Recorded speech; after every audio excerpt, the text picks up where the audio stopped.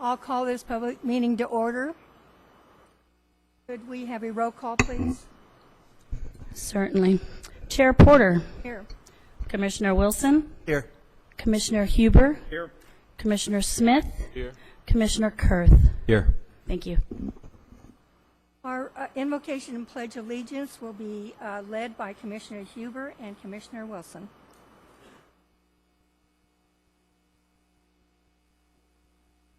Heavenly Father, help us to do our very best this day, not by worrying about whether we are right, but by doing the right thing. May we understand that the roots of happiness grow deepest in the soil of service. Amen.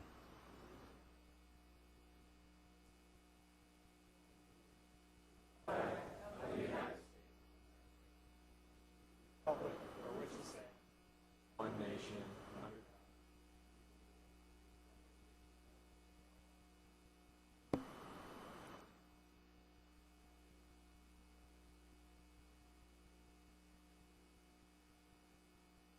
Our first item is the approval of minutes of the special meeting of April 30th.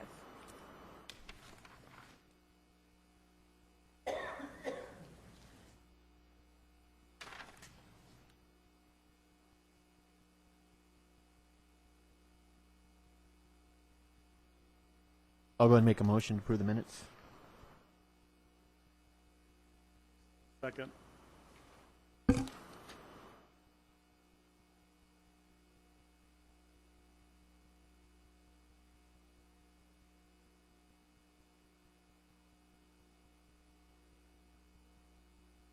We ask that anyone who wishes to speak on a public hearing matter to please, or any matter, please to fill out one of these forms that you find right out in front and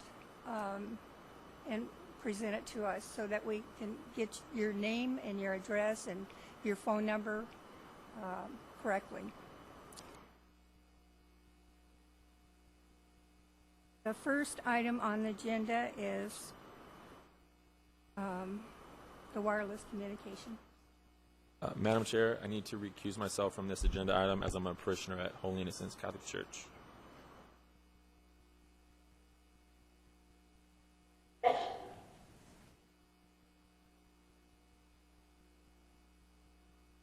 Thank you, Madam Chair, members of the Commission. Item number 1 is PLN 14-9. It's a site plan and a conditional use permit to allow for the construction of a new 60-foot tall wireless communication facility disguised as a church tower, and it involves an environmental exemption for the construction of that. The applicant is AT&T Mobility, and the proposed location is 13230 Elevado Road, which, as Commissioner Smith mentioned, is the location for Holy Innocents Catholic Church. The proposed tower utilizes materials and block of the same as the church, existing church, and it is 14 feet by 14 feet and a height of 60 feet, as I mentioned. Staff has conditioned it for your approval if you find that it's adequately disguised, and as we mentioned in the workshop, you did receive a letter of concern or opposal from a parishioner from the church as well today.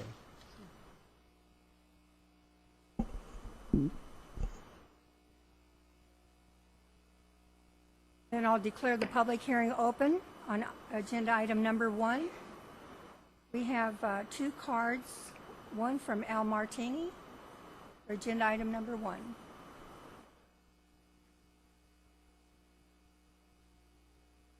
Is this the item you wish to speak on? Oh, well, you're first up.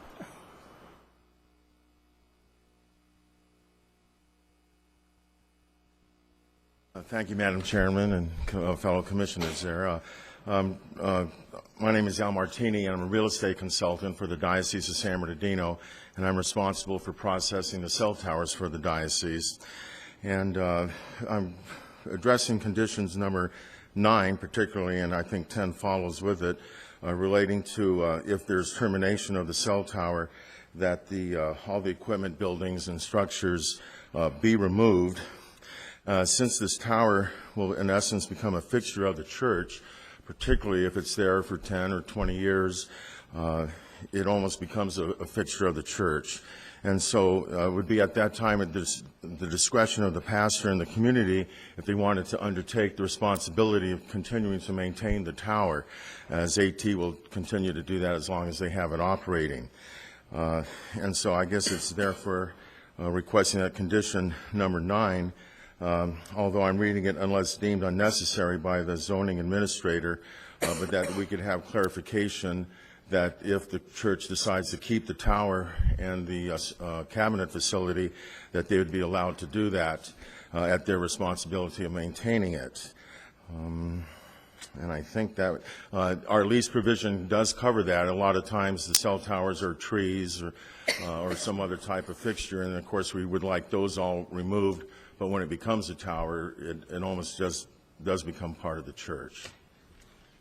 Thank you. Thank you very much. Staff would agree to those that modification, the removal of those conditions. How shall we word that in that? I agree with him that it's not necessary if the church wants to continue using the tower. Mr. Joshua Alba.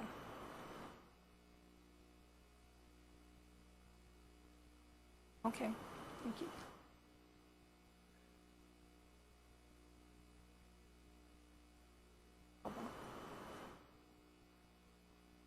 There's no further speakers from the audience. I'll declare the public hearing closed.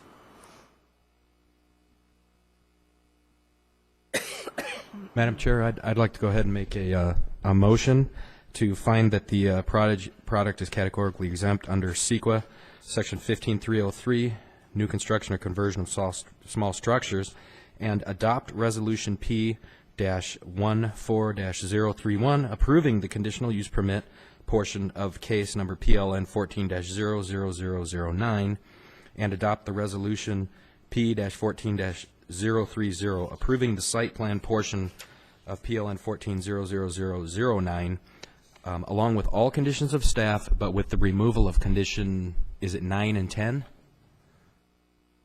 I believe that's correct, yes. With the removal of condition 9 and 10.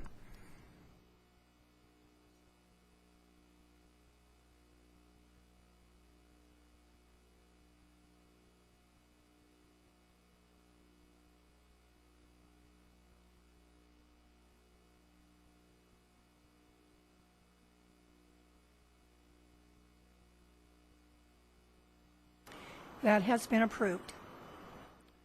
Agenda item number 2. Also a public hearing.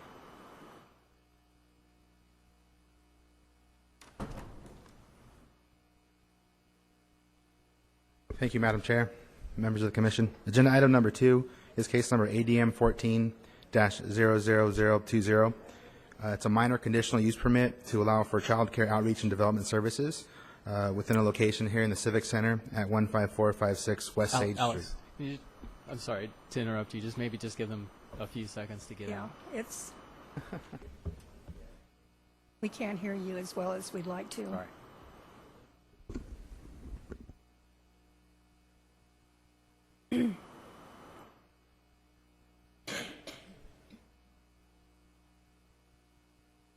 Okay. Go ahead. Agenda item number 2 is a minor CUP for child care outreach and development services within the Civic Center. This location, this facility currently operates a few blocks away, and this would be a proposal to replace that site to meet their growing needs. Essentially what this facility provides is pairing child care providers with families that need child care that meet certain income levels. This proposal is being brought before the Commission due to the site's location within the Civic Center Community Sustainability Specific Plan. That being said, the City Council has not yet approved this item. It's under review at this time. Additionally, this application was submitted prior to any action by the Planning Commission on that specific plan. So under the specific plan, this proposal would not be a permitted use, but it is conditional under the existing CA zoning. Staff visits to the existing site indicate approval of the proposal will not be detrimental to the specific plan if it is indeed approved in the future due to low volume of customers when compared to other government uses that the specific plan was attempting to put in specific zones. That being said, staff supports the proposal as conditioned, and I'm here for any questions if you have any. Questions from Commission? Thank you. I'll declare this public hearing open on agenda item number 2. Is there anyone who wishes to speak to this item? There being no response, I will close the public hearing and ask for consideration of the Planning Commission. Madam Chair, I'll find the project category exempt per sequel section 15301.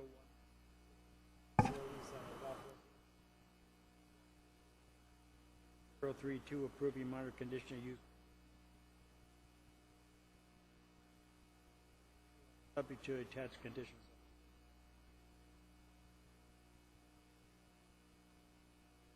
I'll go ahead and second that.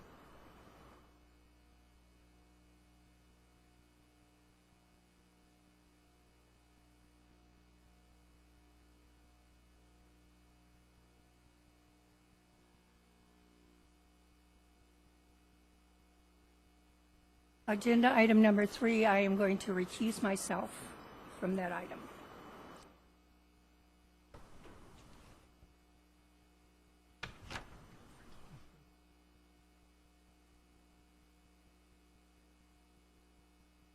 Agenda item number 3. Thank you.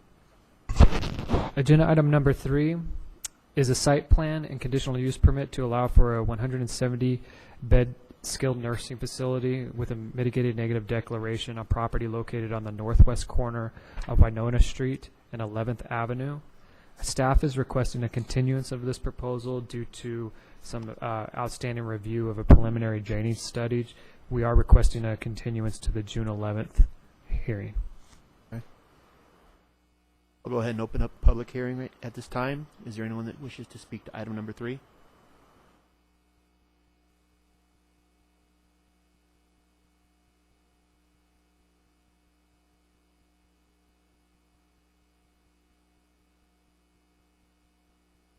Oh, no problem. Go ahead.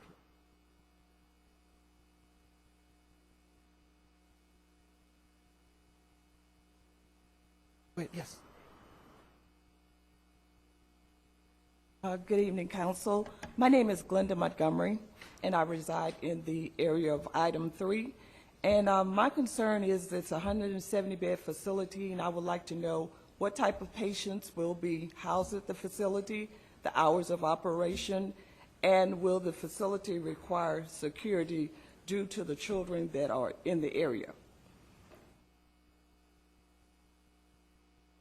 And will there be an additional red light installed at 9th and Nisqually for the traffic? Just to let you know, they don't have a staff report before them tonight. It's just a recommendation for a continuance.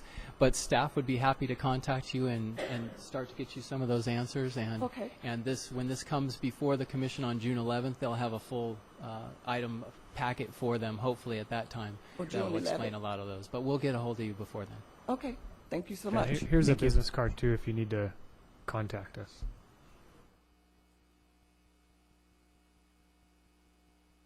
there anyone else wishing to speak to item number 3? Hearing none, I'll go ahead and close this item. You're not closing it, you're just going to continue it. Continue it. I apologize. Continue it to our next meeting of June 11th. I'll second.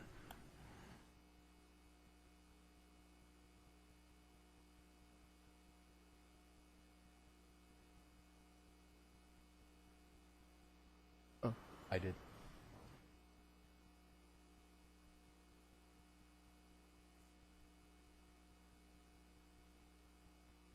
Here on item number 4, I may have a potential.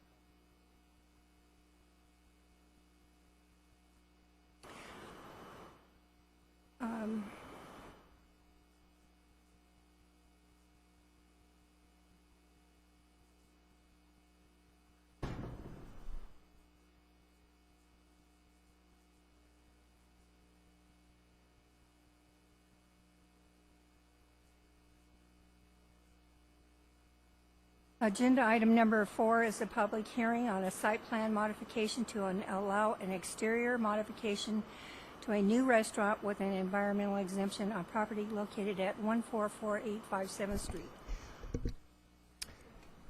Thank you, Madam Chair.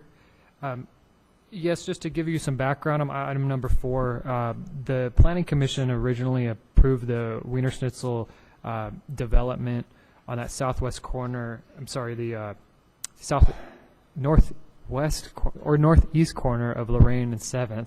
I went 360 there. On March of 2013. Since then, the applicant has gone into building plan check and has obtained building permits and is under construction with that approved building design that the Planning Commission saw back in March of 2013. Since then, some unfortunate events have occurred. The construction manager, this is based on the construction manager's information from the construction site, that they have never seen or approved the elevations that were seen here by the Planning Commission, and it's due to changeover from the original architect. It is unfortunate because this is the design that staff originally reviewed, what the Planning Commission saw, and what's actually completely framed at this time out in the field. The proposed revisions that the applicant's requesting, in our opinion, would compromise the original intent of that design. And when we originally presented this over a year ago now, we gave some background on the Route 66 architectural style and placing more emphasis on development standards-wise on Route 66, 7th Street, creating that unique, or building upon that unique character that's currently there. What you see now on the projectors and on your screen is what was originally approved, and the main element of the building is this wrapping portion that projects, and it's made of similar to what a laminate material is, and I have a sample here of it, but it's been seen on other buildings within the city. The Palmdale Starbucks location is completely cladded in a similar material. We also have other developments such as the new Kaiser building that has a similar composite material that covers the complete site. Also, the new Walmart Center has a lot of aluminum composite material that's been added. So it's somewhat of a new technology. We haven't really been getting a lot of complaints. And when we visited the Starbucks site and got some background on the material, there's 30-year warranties on these products. They're very durable in the sun. And we would recommend that you stick with your original approval, given that this building is already framed. When we say it's compromising the original design, it's basically taking off the exterior laminate material and replacing it with patches of stucco, then with stone towers, but the massing elements of that projecting element are still there. So instead of covering it in one continuous wrapping manner, it's going to be fragmented by stone, then stucco, then a stone tower again. So it doesn't meet the intent. It's not something that we'd recommend if we went through a complete design review to start with. And I know that the applicant's here and they want to speak and give their case, but I just want to be clear from staff, when we're trying to raise the development standards and create some unique character, build on that Route 66 style, we believe that their original approval does so. Thank you.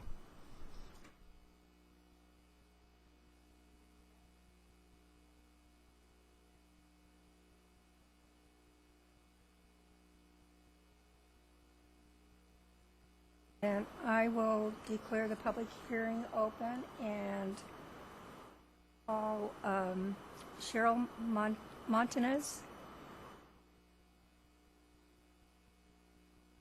I'm the project manager, and in the letter, you guys all read the letter that was presented with the application.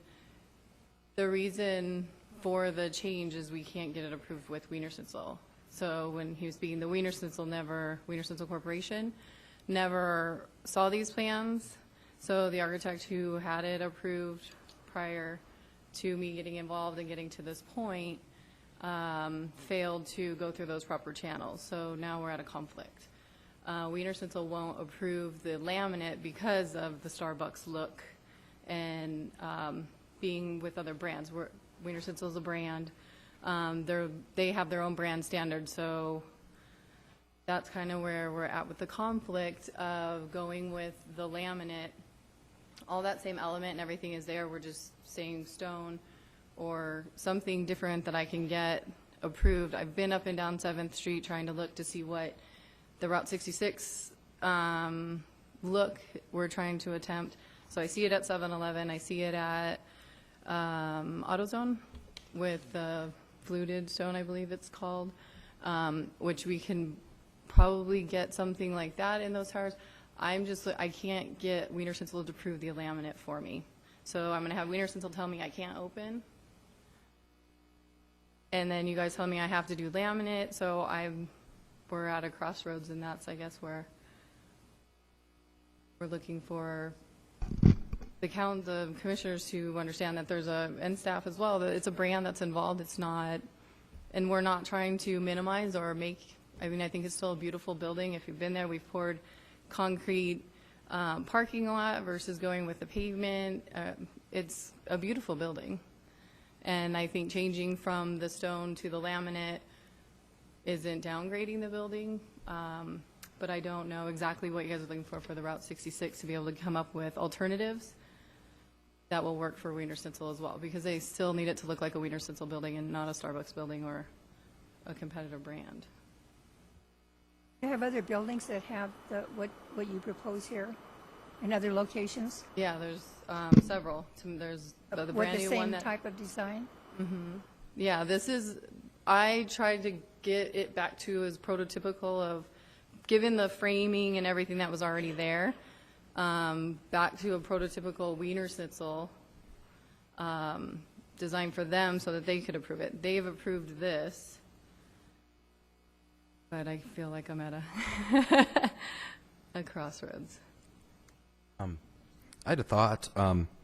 I personally do think that the original elevations that came in do look of a higher quality and standard versus the reconfigured and proposed ones.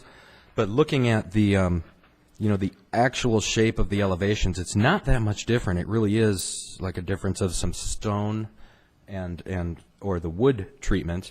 And we've read that letter. I understand where you're coming from and the confusion.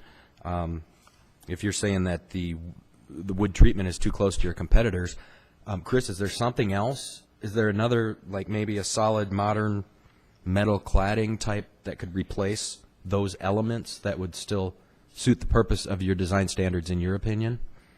Yes, we've done buildings with a Luca bond on it. It's an aluminum panel.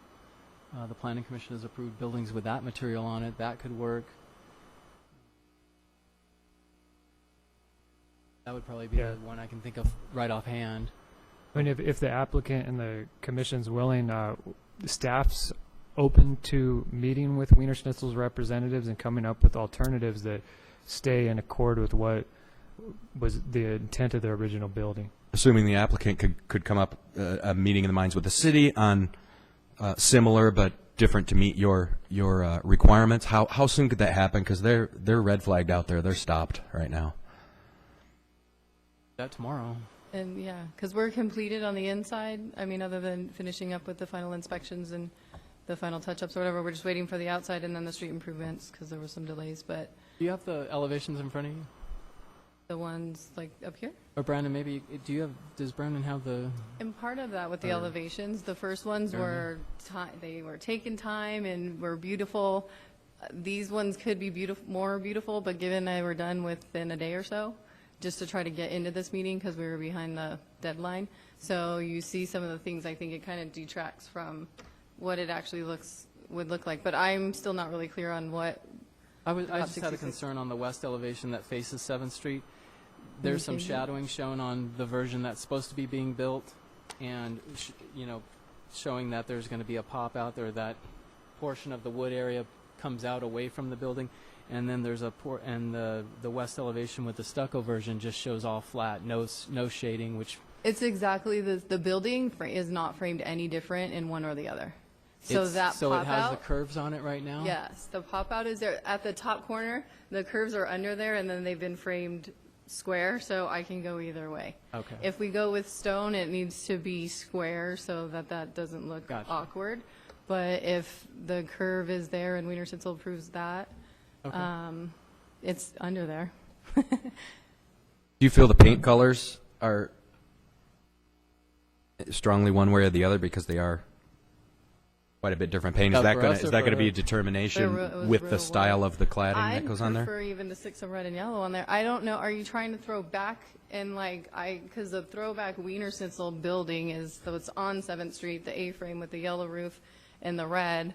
I mean, to brand this building, red pop out, getting the red and the yellow in there. I mean, even Wiener Schnitzel is stepping away. These are their current color models, what they're using, but I know I can get them to approve red and yellow. So the fluted stone with the red or something like that I can even do, but I'm not really sure what the Route 66, because I was thinking retro, but then you said modern. Actually, I think you should be addressing that Oh, more sorry. to the commission. We've made some strides on 7th Street. As she pointed out, she's recognized the buildings that we've done, that the Planning Commission has approved, that have lended more to a retro or a Route 66 theme.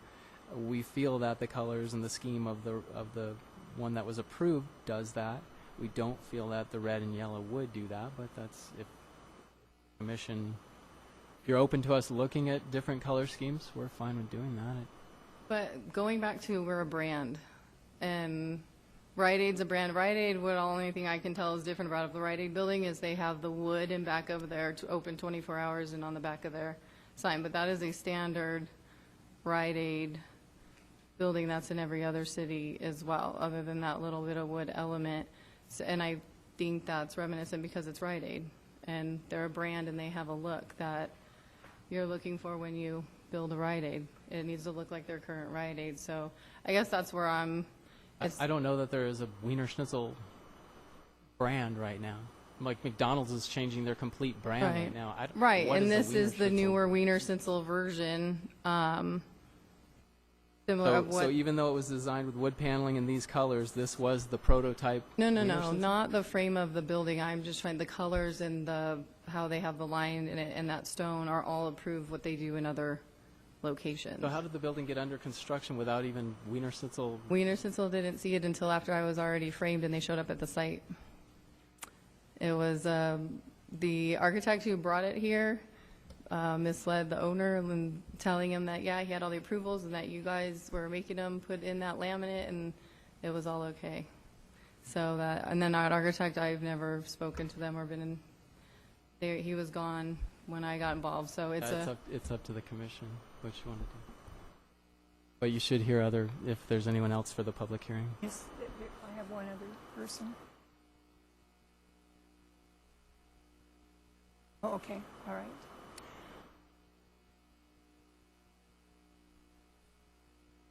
So if we were to move forward on this, because I like the idea of allowing them to meet with staff, would we deny it or would we continue it to allow them to meet with? You would be, actually, you're right. Well, you'd be approving it with a condition that they meet with staff and come up with elevations that get closer to the original approval. And then you can make that, you want it to review it at all, that's up to you. Or if you just want staff to handle that, that's fine as well. Up to your direction. I'd rather not come back to wait another month. I don't have that kind of time. The old building, the lease is going to be up, we're moving, so I have a time constraint that. I think I have definite faith in our staff with the architectural demands that they make. I personally think it'd be handled efficiently if the applicant met with the development department, worked out that design element, whatever, works for you. When it comes to colors, you may have certain preferred colors, and I'm sure staff can, unless it's something way out of the ordinary, can work that in as well without coming back and waiting to this body for a look at it again. That's what I feel. Do I have to make a motion on that? Or Yeah, formally, I think you should close the public hearing. I don't think formally it's closed yet. And then Anyone else wish to speak to this matter? And I'll close the public hearing. Yes, it'd be appropriate to make a motion to basically, what you are doing is deferring the design issue to staff's discretion, consistent with basically what previously they have proposed, giving them some flexibility. And what was just stated, that is my motion. It's a motion to approve, subject to the applicants being able to agree with staff on a design that's consistent with prior staff guidelines. I'm sorry, that's probably a better motion. Yeah, my motion I just said again is better. I'll second your motion.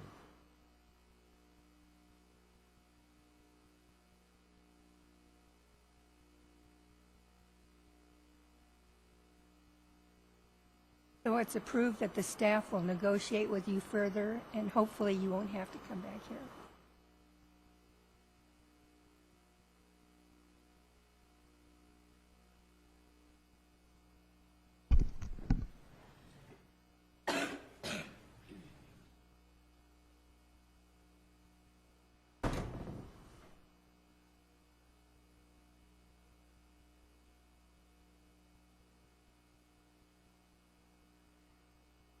Agenda item number 5 is a minor conditional use permit for a massage establishment. Thank you, Madam Chair. This is ADM 14-15, as you stated, a minor conditional use permit. The location is 15517 Village Drive, and the applicant is Zhao Xu.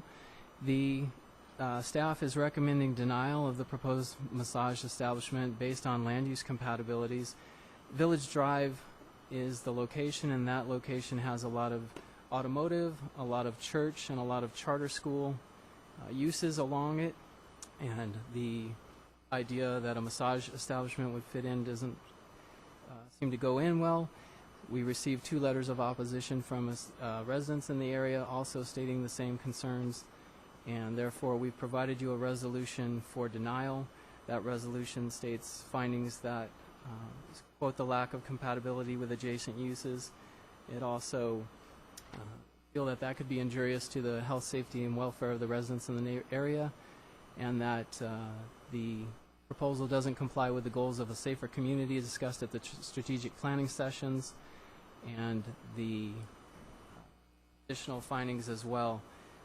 We have provided a resolution, however, the Commission chooses to approve the proposal, and we have added conditions for that approval as well if you choose to go that way. Thank you. I'll declare this public hearing open and ask if anyone wishes to speak to agenda item number 5. Anyone? There being no response, I will declare the public hearing closed.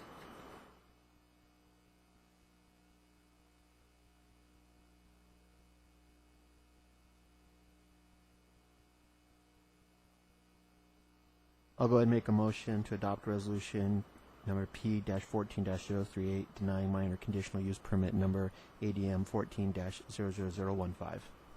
And that's also based on the findings and determinations as enumerated by staff. Yes. I'll second the motion.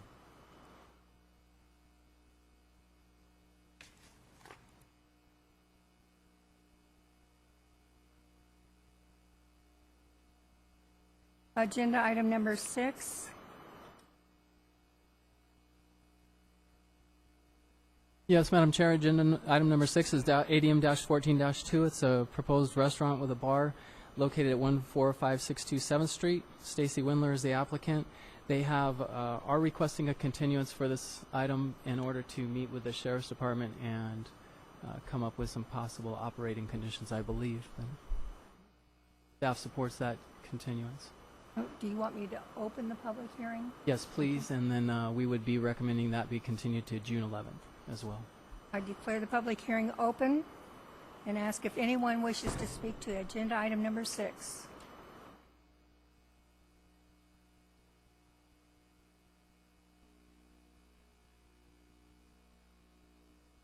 Have a motion to continue. 14. If there's no response, I will close the public hearing. We're not closing the public hearing, we're just going to continue it. Continue the public hearing. You can just do it formally, or you can do it by motions. Always better to do it by motion. Usually we do it by motion. Yeah. Make a motion to continue item number 6 to our June 11, 2014 meeting. Second.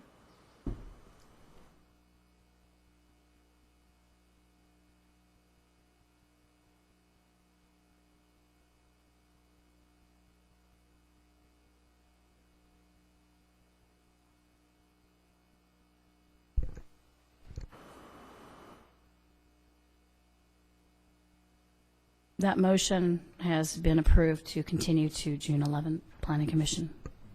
Unanimous.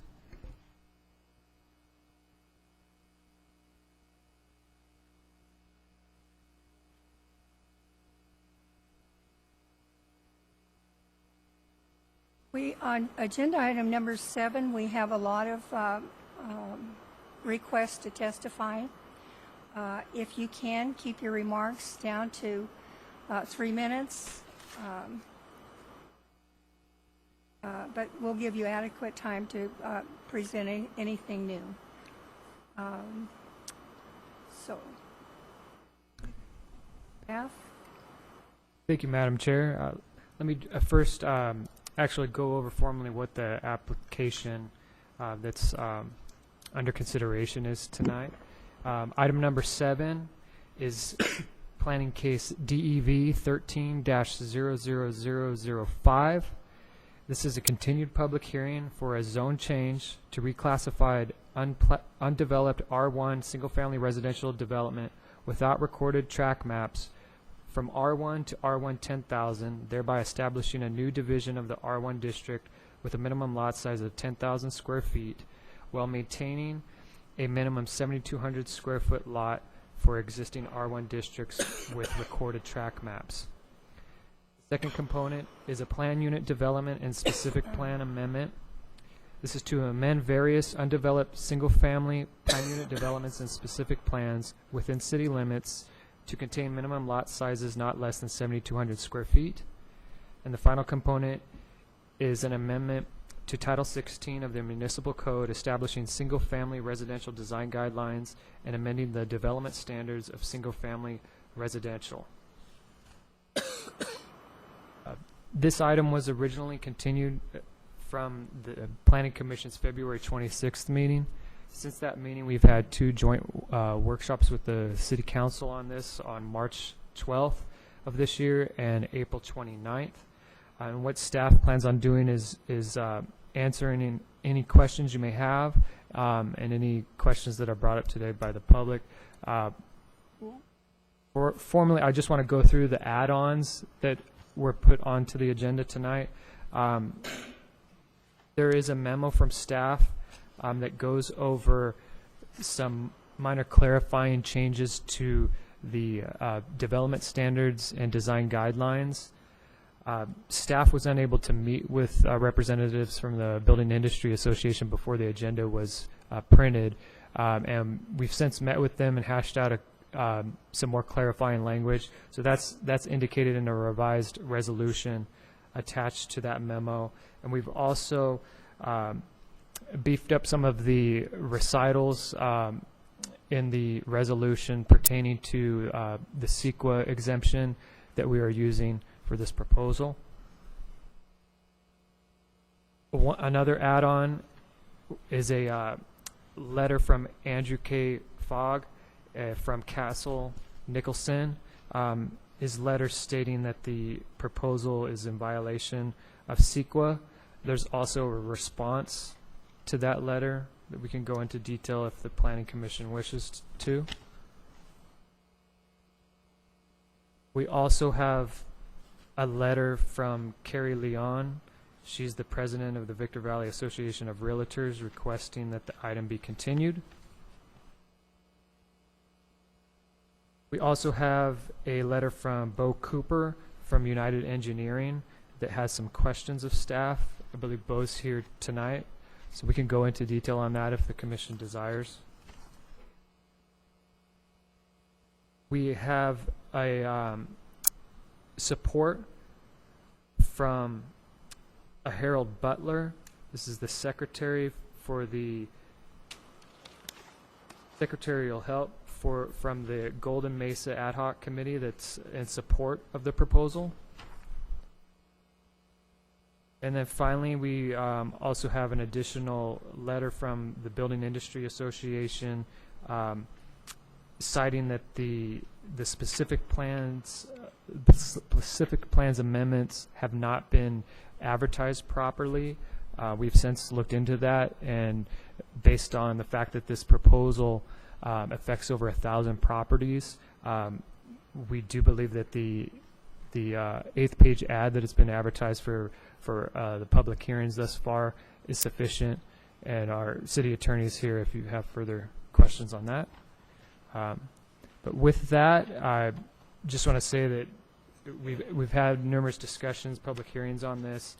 The proposal is supported fully by staff, and we believe it will implement the goals of the strategic planning session that the council has engaged in. We believe that the proposal will create safer neighborhoods and will add value to our residential. Thank you. The new proposal standards that were lined through, are those eliminated from the proposal? On the new? Yes, on the new handout, anything that's highlighted in red is a new addition from what you saw in your original packet. So if it's struck through, that means that language was taken out of the resolution.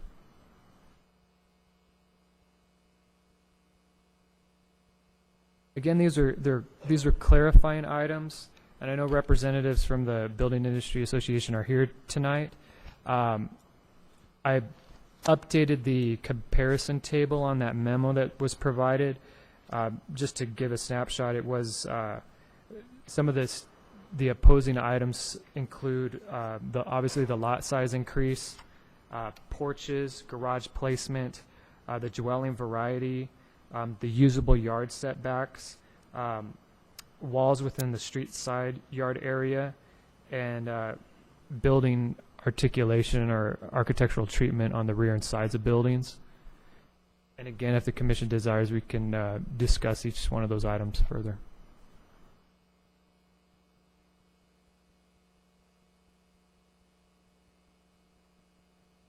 Is everyone who wants to speak card? And I will declare the, does the commission have any questions of staff? I'll declare the public hearing open at this time. And the first speaker is Jeffrey Young.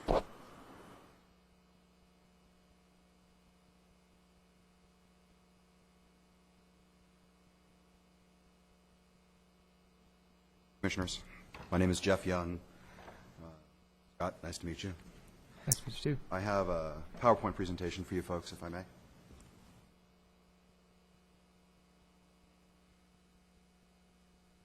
Clerk, she'll pass it out.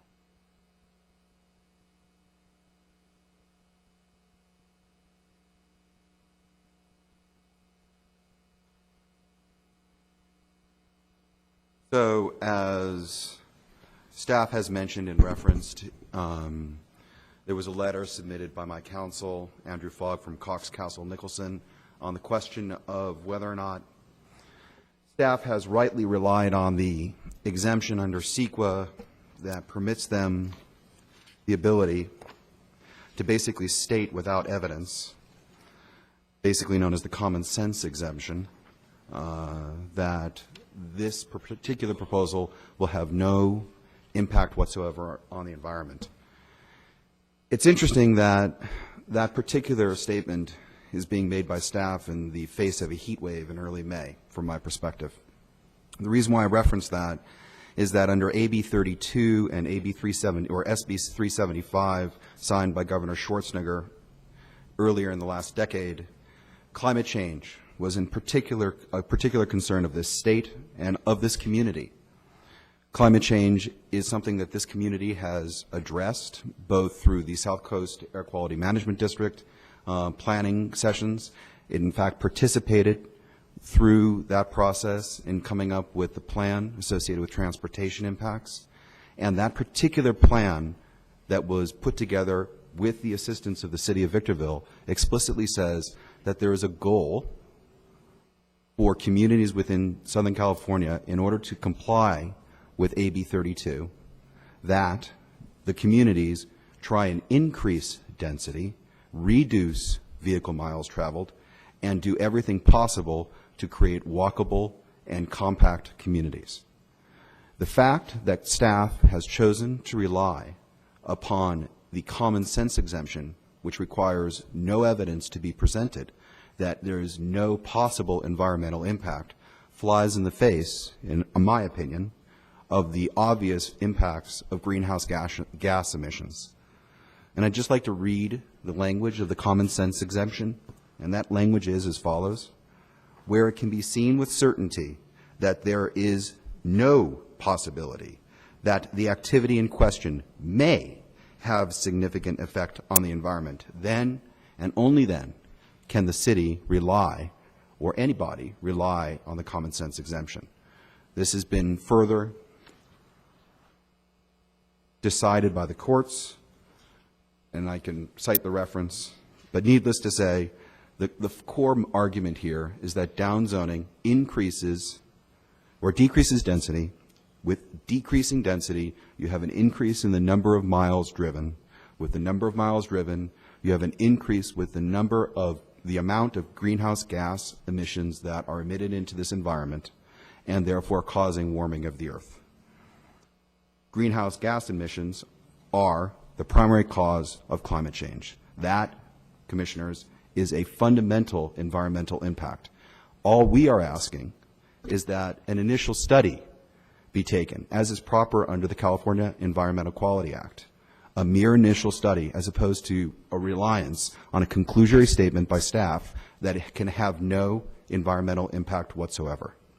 Furthermore, this community has signed on to AB 32 and SB 375 in trying to reduce the greenhouse gas emissions by at least 8% by the year 2020. This particular downzoning proposal will not achieve that goal, and in fact goes the opposite direction. So, in short and in summary, the staff has failed to advise you of the fact that it participated in the SCS plan trying to reduce transportation miles driven that was approved in April of 2012, and that particular plan identified the fact that this community is in support of more compact, more dense communities. At a minimum, we ask that there be an initial assessment done under CEQA. And the other issue is, and I think it's something that's of concern in terms of just the pocketbooks of the city, is that failure to actually do an initial assessment leaves the city somewhat open to risks associated with private attorney general actions and the legal fees therefore. And those can run into hundreds of thousands of dollars, as has been seen in Northern California on a case that's on appeal to the California Supreme Court at present. So my strong recommendation is that this motion be continued at a minimum until staff has the opportunity to conduct at least an initial assessment under CEQA. Any questions?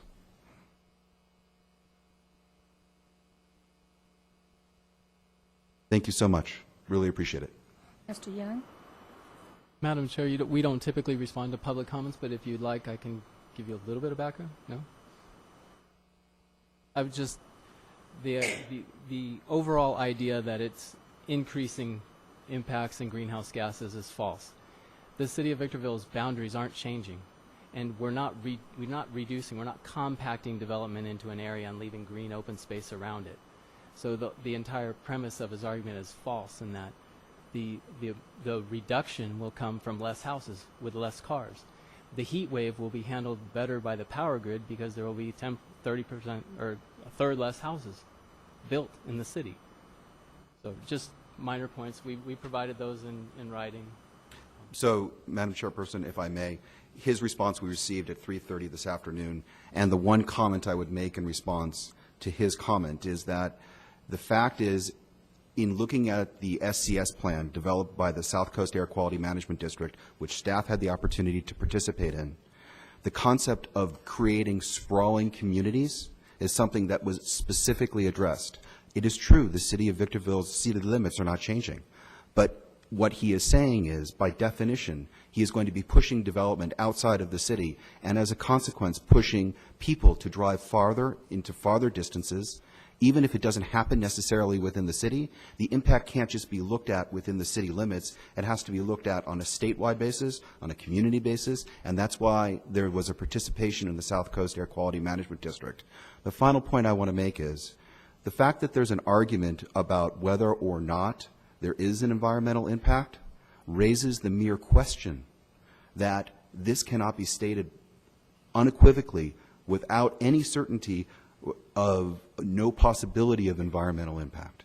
So the fact that there's an argument shows that there's a need for an initial assessment. The fact that staff disagrees with me about what those environmental impacts might be proves the point that there could be, and there probably is, at least a difference of opinion, and an initial assessment must be made. Thank you. You did give your response to us just after 5 o'clock tonight, so. Oh, no, that was, I'm sorry, Madam Commissioner, I apologize. That the letter that you see behind you was submitted earlier. I just wanted the commission to have the opportunity to read what it was that I was saying. I just went off of that PowerPoint. Thank you. Thank you so much.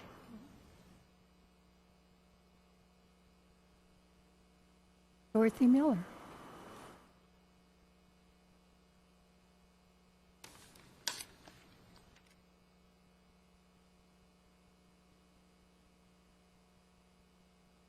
Thank you, Commissioners, for letting me speak. I would like to say a few things.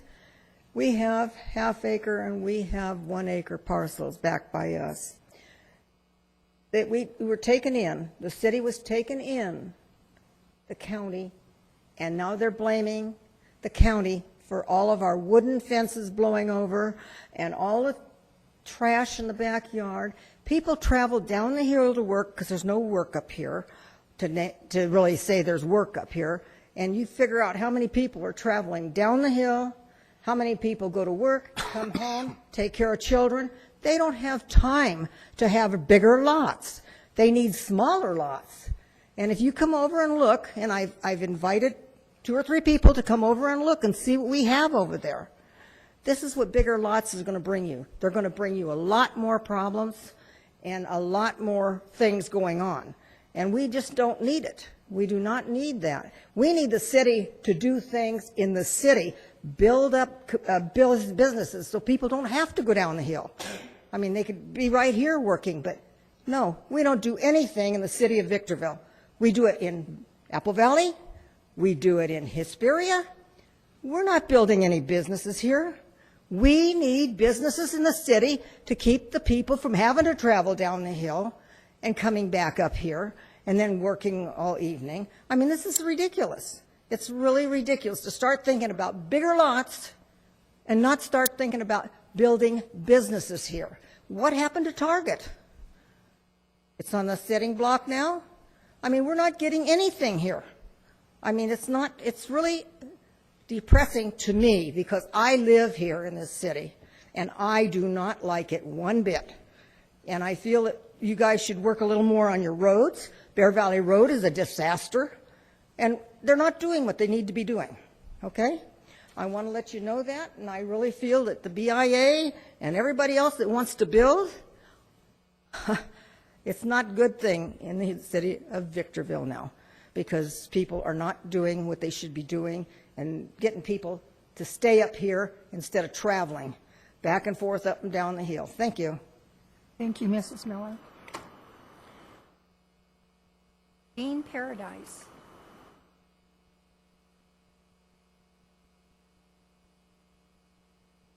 Good evening. My name is Dean Paradise. I reside at 14825 Rosemary in Victorville. I work for Hall & Foreman, but I have been asked to read a letter by RY Properties. Dear Honorable Commissioners, we respectfully request that the above-mentioned item not be recommended to the City Council for approval and adoption. Our company and its affiliated companies have invested considerable amounts of resources into the City of Victorville over the last several decades and are very concerned about the impacts of these changes could make on the city's economy. One of our projects is a large commercial retail center, and we have had difficulty convincing tenants to open new stores at our center due to the lack of new rooftops in the city.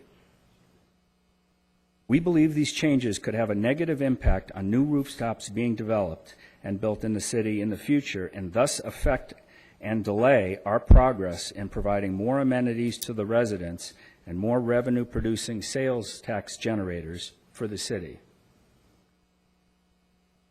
Also, we have not seen any compelling evidence on how or if increasing the size of minimum lots could decrease crime, increase value, safety, and the quality of life in the neighborhoods. We hope that the city would consider such a major change would require an overwhelming convincing reason for the change. There have been good arguments and evidence shown by the BIA against the increased lot sizes, and that evidence supports keeping everything as it is and not making any changes.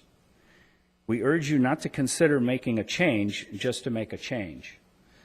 The letter is signed by Greg Kwan of RY Properties and Robert Yu, President. Thank you. Thank you. Mr. Bo Cooper?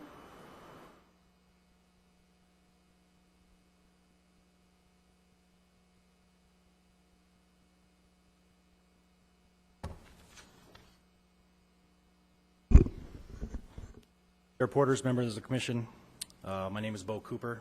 I'm the entitlement manager with United Engineering Group. I submitted a letter yesterday pertaining to the effects that this proposal would have on the existing finished lots within the city of Victorville. This subject hasn't been talked about much at the public hearings or at workshops, but it is just one reason why I believe this proposal needs to be tabled and analyzed further. By finished lots, of course, I'm referring to lots that have been graded, streets, curb, gutter, sidewalks, not always sidewalks, street lights, water, storm drain, sewer, all that, for the most part, is completed or nearly completed. Currently, obviously, these lots are all primarily 7,200 square feet. If this proposal as written gets approved, these finished lots would also be subject to the R1 10,000 design standards.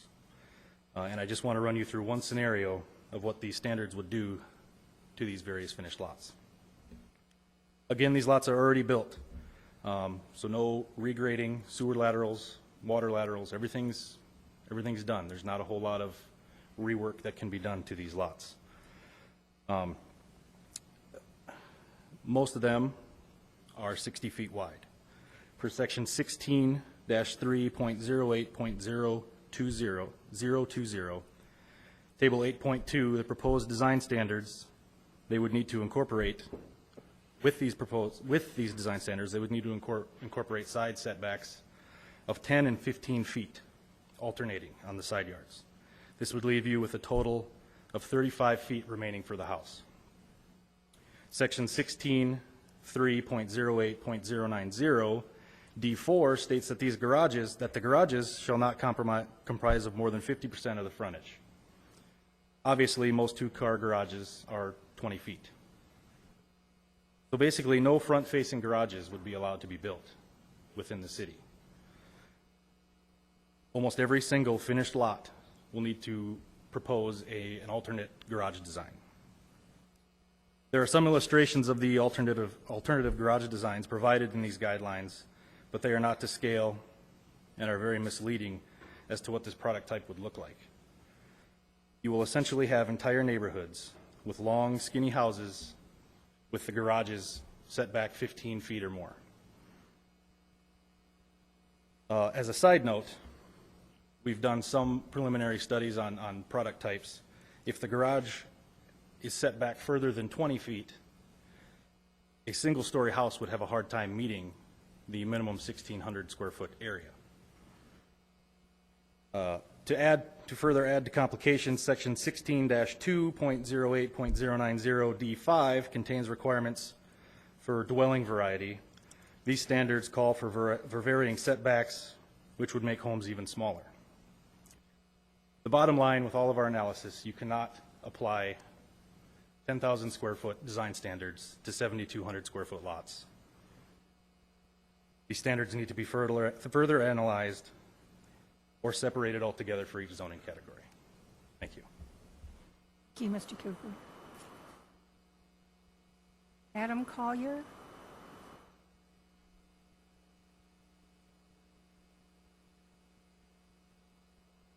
Evening, Chairman Porter. My name is Adam Collier. I'm a project manager with Lewis Operating Corp. I appreciate the opportunity to speak to you tonight. We had an opportunity to make some great strides with staff this past week, some meetings going over the development standards and design guidelines. We've sought to understand the context of Victorville as a high desert community and how that translates into zoning policies for your city. While I appreciate the work that staff has put into preparing the code amendments before you, I believe there are some significant flaws in how this was brought before you, and that fundamental planning policies related to the development process are not being considered or discussed by staff. These fundamental policies are in place in every community throughout Southern California, regardless of where they are located. Regarding the 10,000 square foot lot size, it is concerning that there have not been any presentations, images, or tours presented to you about what the proposal will actually look like, nor what lot sizes on 4,000s, 5,000s, 6,000 square foot lots would actually look like with the new design guidelines. You have seen hand-drawn plans in your packet of what a lot could look like, but not a single photo or case study community that exhibits the standards staff is trying to implement. On the table provided by staff identifying other cities that have 10,000 square foot lots, you need to understand the context of these communities. 14 out of the 17 communities that are shown in that table, I don't have the page number handy, those are historically agricultural and citrus communities like Fontana, Glendora, Pomona. Those standards were actually created back in the 50s and 60s because homeowners back in those days wanted private gardens, citrus groves, and they had time to actually maintain those. You know, they had one wage earner, one worker at home. On page 128 of your packet, the draft ordinance has a table depicting the number of required floor plans and elevations on the number of proposed lots. Refer to staff's proposal. If you have 4 homes, they need to come to the city with 16 different plan types. If I have 100 homes, I have to come to you with 16 different plan types. How is that fair to a developer, a small infill developer, little builder in town, who's building 5, 6 lots, that he has to design plans for 16 different homes? Now, if you refer to page 281 of your packet, you will see that the BIA proposal had a phased-in approach. This approach is consistent with every city in Southern California that has a similar table because it instills fairness. It means that if you are building 16 lots, you have an appropriate ratio of plans and elevations that's required as compared to someone who's building 75 to 100. Finally, the city's proposal would also eliminate the ability to have any form of privacy wall or fence on the corner side of a house that abuts a street. You have a 10-foot setback from your house to a sidewalk. You live on a corner. You cannot have any form of a wall between your house or the sidewalk within that space. You have zero privacy, zero protection, zero security for your family. If you have a living space, that's within those parameters to the side yard of the street. This is just a highlight of a few of the major concerns that we have with the city's proposal. It is reasonable for the development community to expect that each community may have different guidelines and standards. It is unreasonable and bad public policy when a department brings forward a proposal with guidelines and standards without concrete examples of results and which is infeasible to implement by homeowners in the development community. We urge the city to take pause in the matter and truly investigate what this community can be based on what other communities have done. Good public policy is not done in the vacuum of City Hall, but seeing the successes of other communities and how it can be applied to Victorville. Thank you.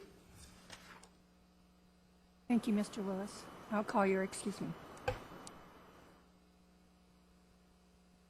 John Myrie.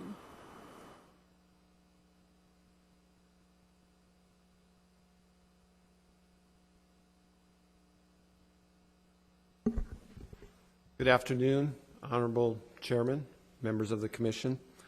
My name is John Myrie. I'm a real estate developer and a landowner in the city of Victorville. In 2011, I purchased 100 acres in the city. This land had an approved tentative tract map for 392 lots. When I purchased it, I understood the risks of supply and demand, market, development costs could go up, impact fees can go up, there can be water shortages, gas issues. I understood all those risks, and I knew it coming in 2011, and I knew this market had a long way to recover, but I came in. The risk that I did not assume I was taking, and I should not have to take, since I wasn't buying a raw piece of land that needed to come before you to get approval, I expected a tentative map to have rights with it. There's conditions of approval. It's an agreement. I build streets. I pay fees. I accommodate all the conditions of approval that were approved at the Planning Commission with the right to record my map and build homes on this property. As I understand it, if you approve the R1 10,000 square foot lot requirement, I won't be able to build my tract. My lot sizes, because of the lot sizes, I'll lose 25% of the lots, and I won't be able to build the tract that I thought I was buying that was approved by the Planning Commission. I've heard it presented that I can record my tract map and build 392 lots. But I can't, because as you've heard earlier, I can't build homes on 7,200 square foot lots and meet the 10,000 square foot guidelines. It's impractical. You started to hear some of the comments, and you're hearing more and more. It needs to be studied more. A typical lot, as you've heard, a 7,200 like mine are, they're 60-foot wide lots. They have setbacks of 10 feet and 15 feet. That gives me 35 feet to build my house. Well, a two-car garage is 20 feet wide. That gives me 15 feet to do all this architecture, to do the porches, to create this nice picture, which you've seen, all in that 15 feet. I have to somehow swing in garages because I've got to swing them around because the 50% of the houses need to have these swing-in garages. It's undoable. And we can work. You're hearing the BIA. You're hearing from people to say, we're willing to work with you. Let's work on this. Let's give this more time. Let's get into the details more. Like the other real estate professionals, builders, and developers, I support the whole idea of safety, quality, improving the neighborhoods. We're stakeholders with the city. We're going to help build the city to what we all want it to be. But I don't support the solution that's come up with these 10,000 square foot lots. I ask that you consider this when you make your decision tonight. Thank you.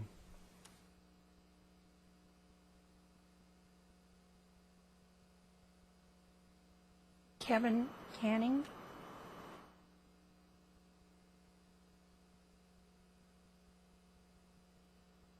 Good evening, Madam Chairman, members of the Commission. My name is Kevin Canning. I'm here representing KB Home. KB Home is a past and current builder within the city.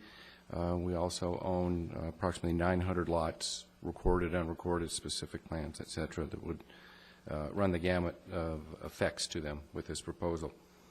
In respect to your time, I won't rehash items that have already been made, but I would support particularly the last three speakers and the points they have made. Building industry, KB Home, we support the city's desire to address these issues and to produce quality housing.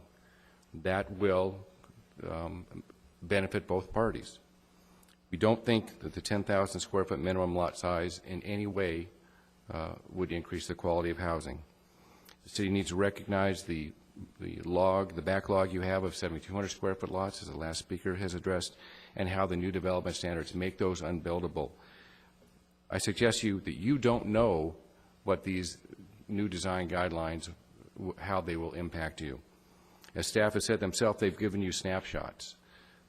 We'd like the opportunity to continue to work with staff and work with the Commission and Council to show you pictures, examples, sketches of how these things will impact and result based upon how they're written.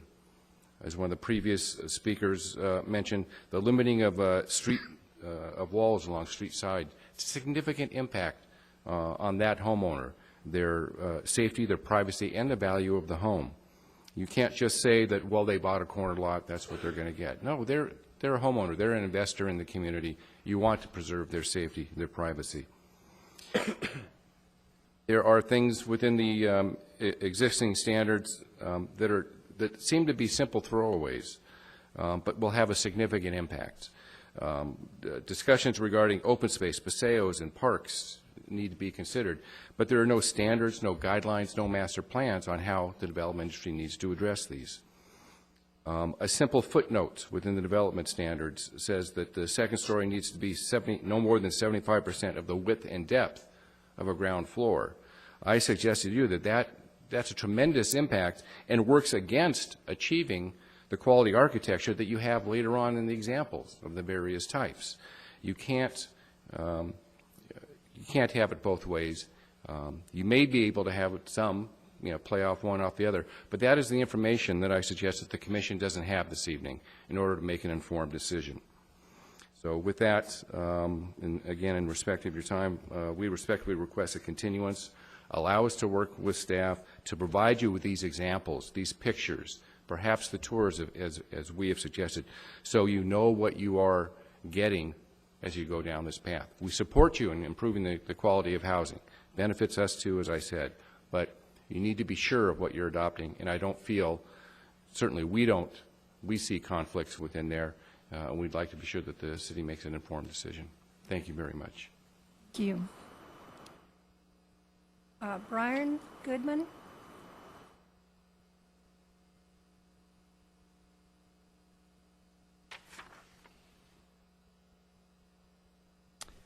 Good evening, Chair and Commissioners. My name is Brian Goodman, and I'm representing the Parkview Owner Specific Plan. Thank you for your time tonight. Like Kevin said, we agree there's a problem and issues, and we truly do want to be part of the solution and work together. We've invested in Victorville and want to see it thrive as well. What's being proposed related to lot size will not solve the problems.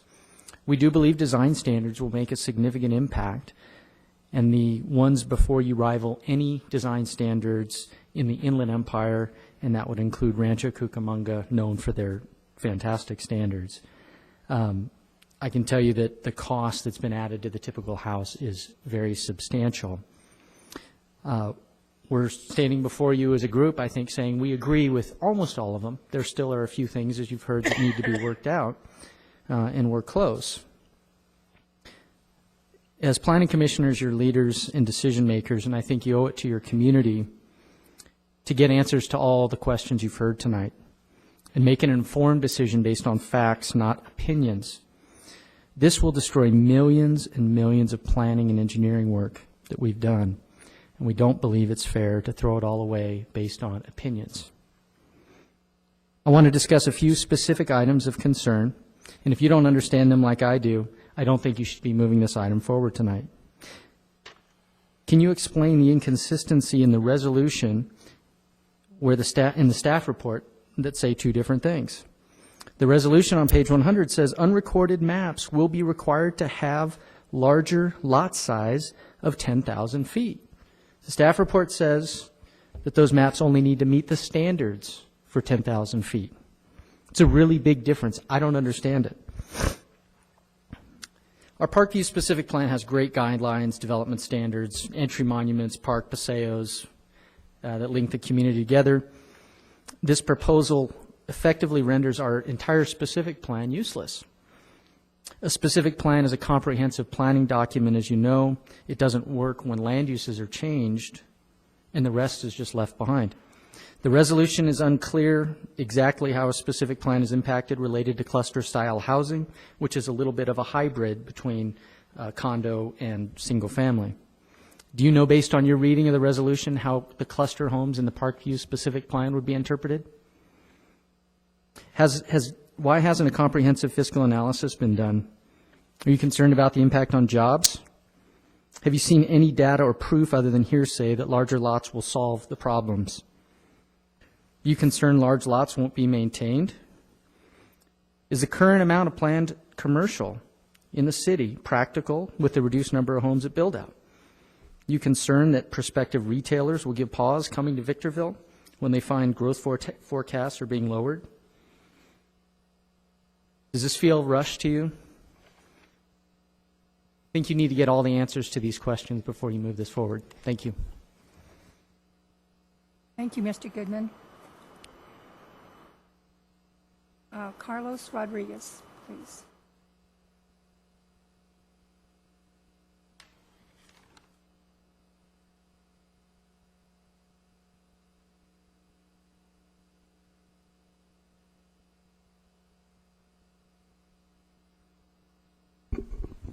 Madam Chair, members of the Planning Commission, I want to thank you for the opportunity to address you regarding our concerns about this proposal. You know, we look at this memo that's been presented to you this evening, and while we do appreciate the time that we've had the opportunity to meet with staff, I think we would liken the changes that have been made, and with all due respect, as a Band-Aid when you need a heart transplant. I mean, honestly, the bottom line is 10,000 square foot lots are not the solution. We wholeheartedly support the goals that were laid out in January. We want to be a part of that solution.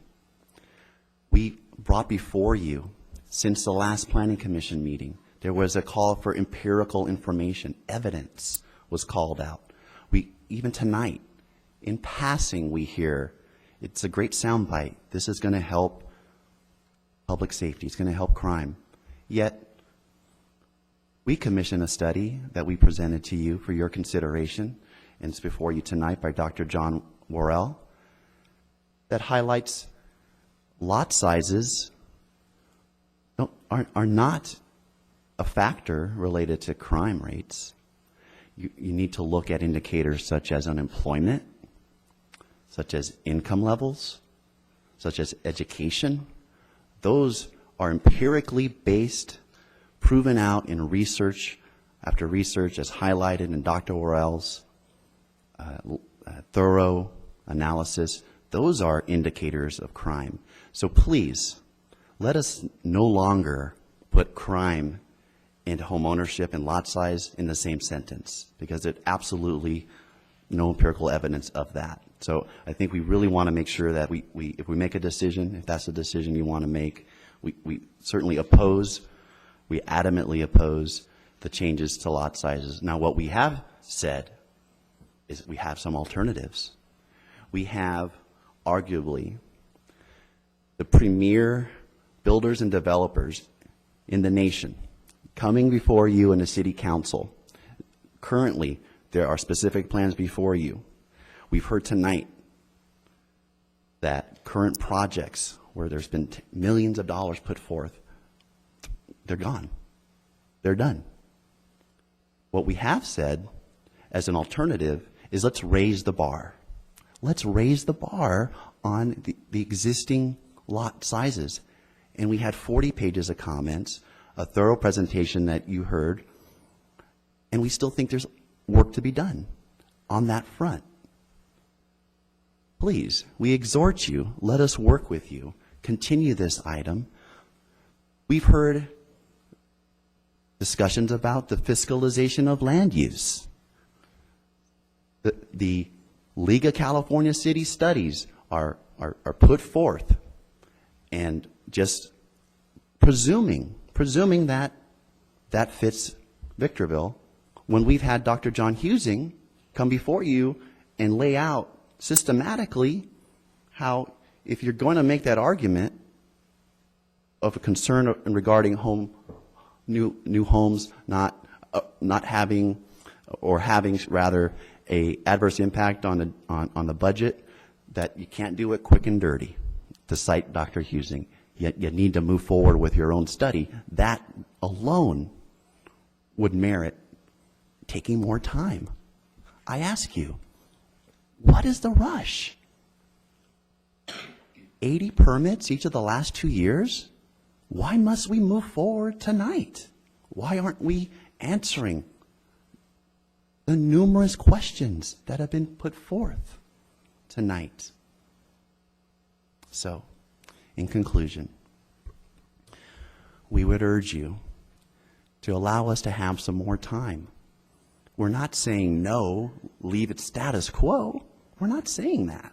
We're providing you a terrific set of alternatives that raise the bar, arguably on par with cities like Rancho Cucamonga, has been noted earlier. That's a huge difference to the aesthetics and the quality. Wouldn't you agree with that? So we know this. We know that there's no relationship to lot sizes and crime, so we can put that aside. We know this. $1.2 billion in economic activity, gone. 9,000 jobs, gone. Don't know what the impact would be to the city's budget. We don't know that. And we don't know the answer to the host of other questions. For that reason alone, we would respectfully request that this would be continued, that we have the opportunity to roll up our sleeves and work with you to provide solutions. We want to see the city of Victorville thrive. And unfortunately, this proposal is not the way to do it. Thank you. Mr. Rodriguez. Robert Kilpatrick.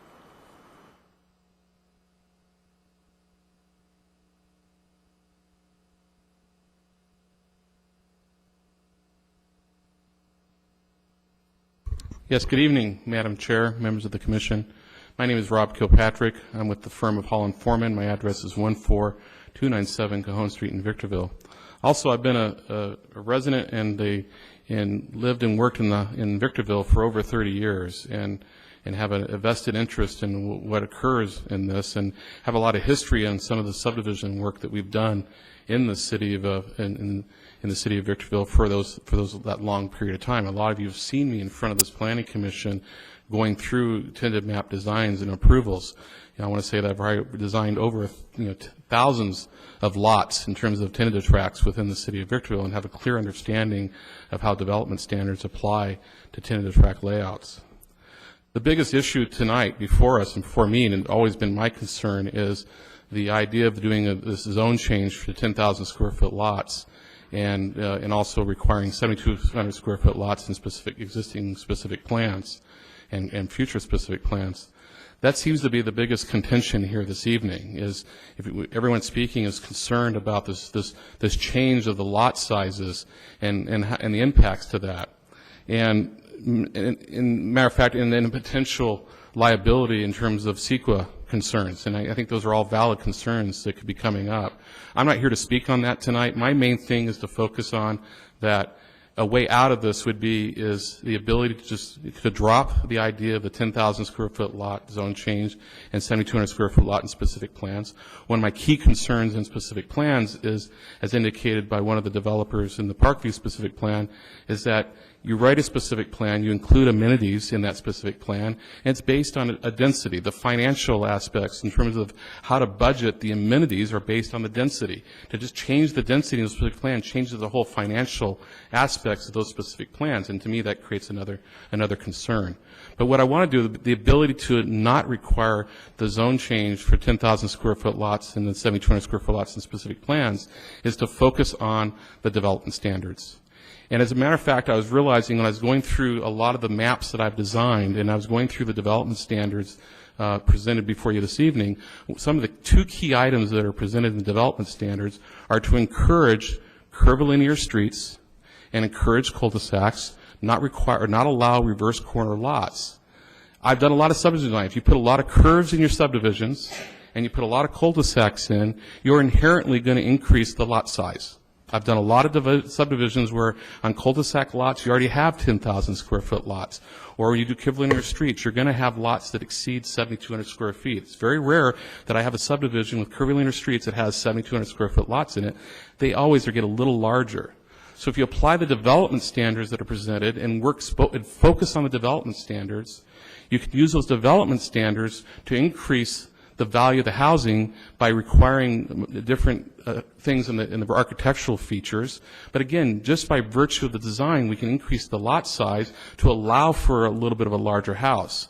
So again, through that development process, we're going to get there. So I think the easiest way out of this is to say, why are we focusing on the zone change when we need to be focusing on the development standards? Because the development standards are what are going to increase the quality of the housing and the value of that house in terms of the quality. So, and I just want to be able to reiterate that. I think I get very emotional when it comes to the zone change issue because I've been in this city for a long time, and this city has always had a reputation of being, and I don't even like using the word pro-development, but being that this city's foundation was on conservative values and property rights, and I'm feeling like I'm being betrayed by my city on not looking to the fact that we need to encourage development, and that's where communities thrive.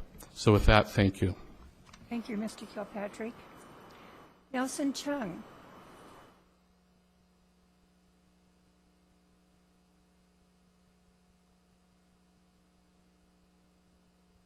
Good evening, Madam Chairman.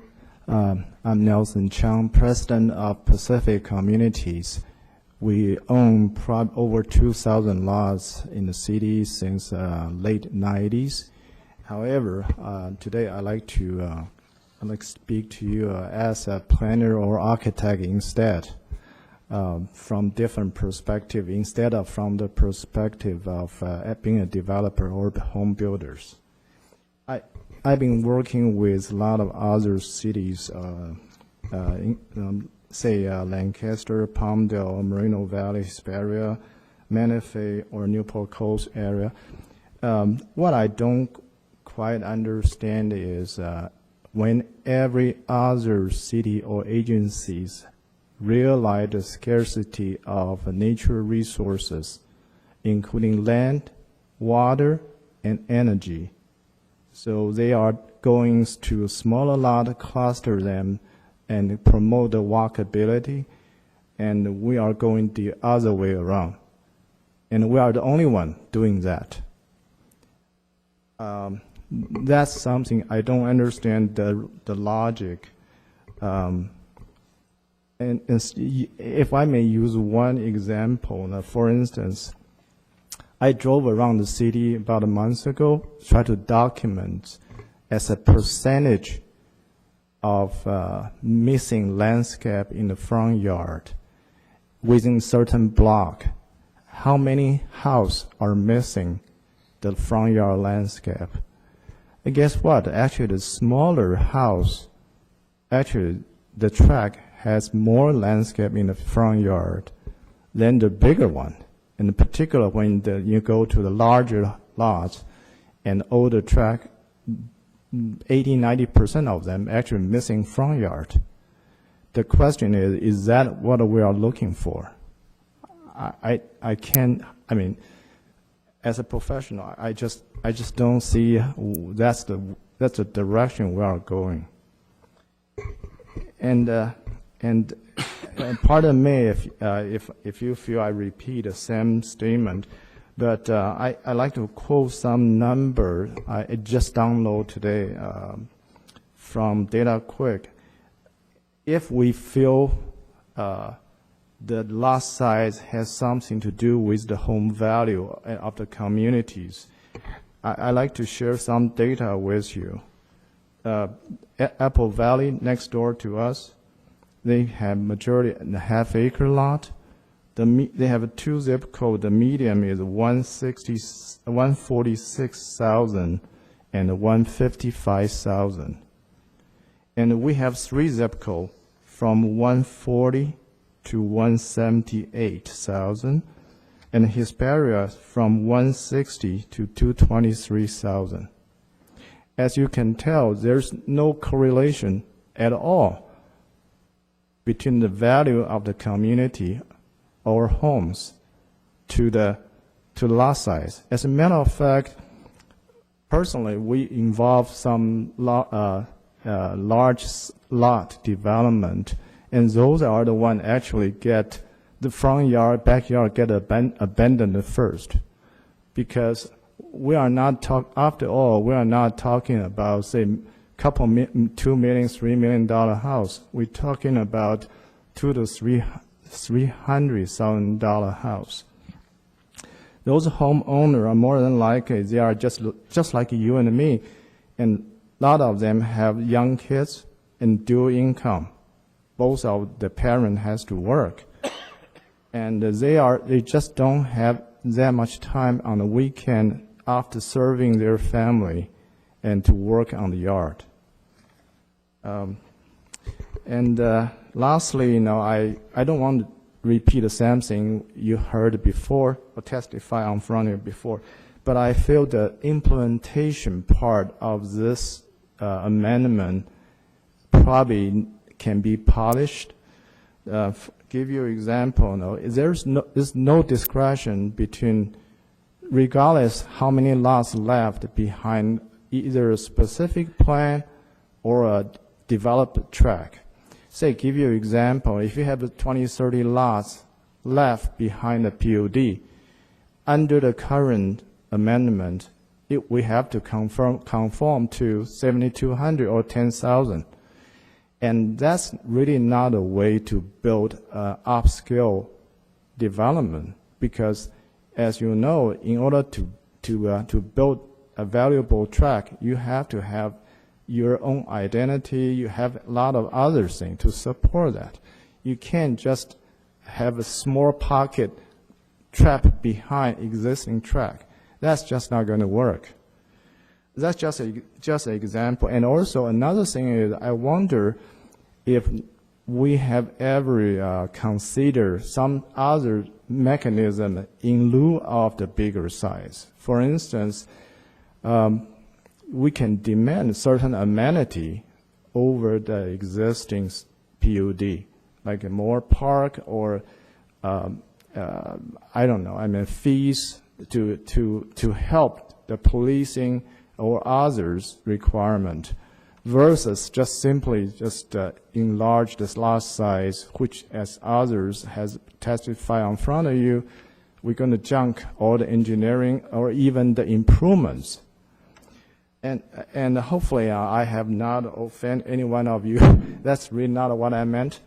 But I do believe if we believe we are doing we need to do the right thing, and that's why I said what I said.